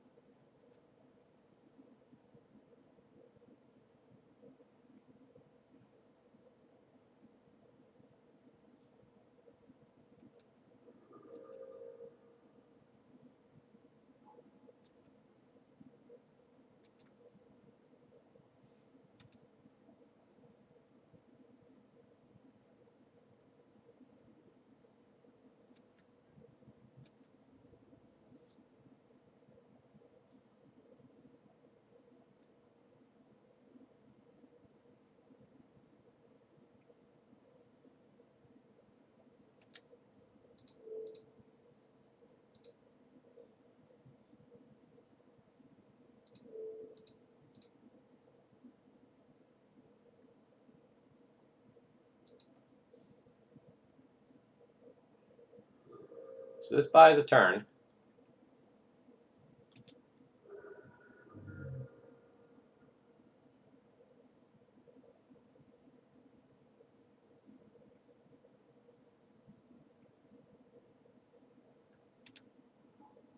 Well, that's pretty devastating. My opponent can now get like a sort of War and Peace if they have one.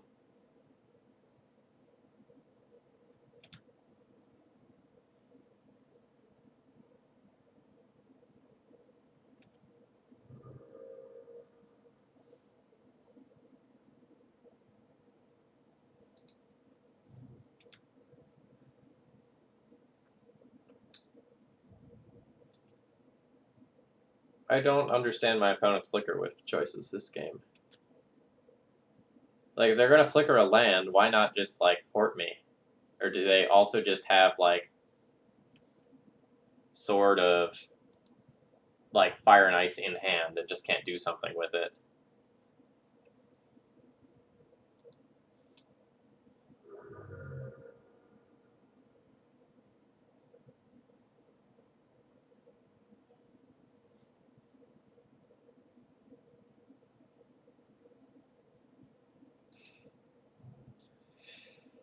Alright.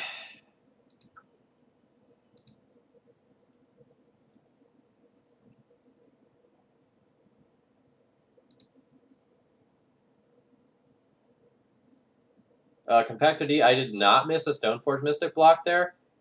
Like, my opponent had active Jitte at that point, so if I block with the Stoneforge, my opponent can use only one Jitte counter to remove my creature. So that's not something that I wanted to do there. Alright. So I win that one. Or sorry, I lost that one. So game 3, lost to Flood. I was in a very winnable position there for a long time, but ripping a few too many lands off the top there meant that I couldn't take advantage of like the protection I had with Mother of Runes, which was sort of unfortunate.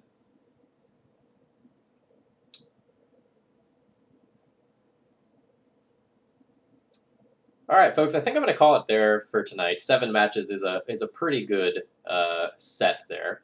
So you can see me tomorrow night on It's Julian playing and commentating in the Legacy Premier League. Please join in for that. That's going to be absolutely wonderful.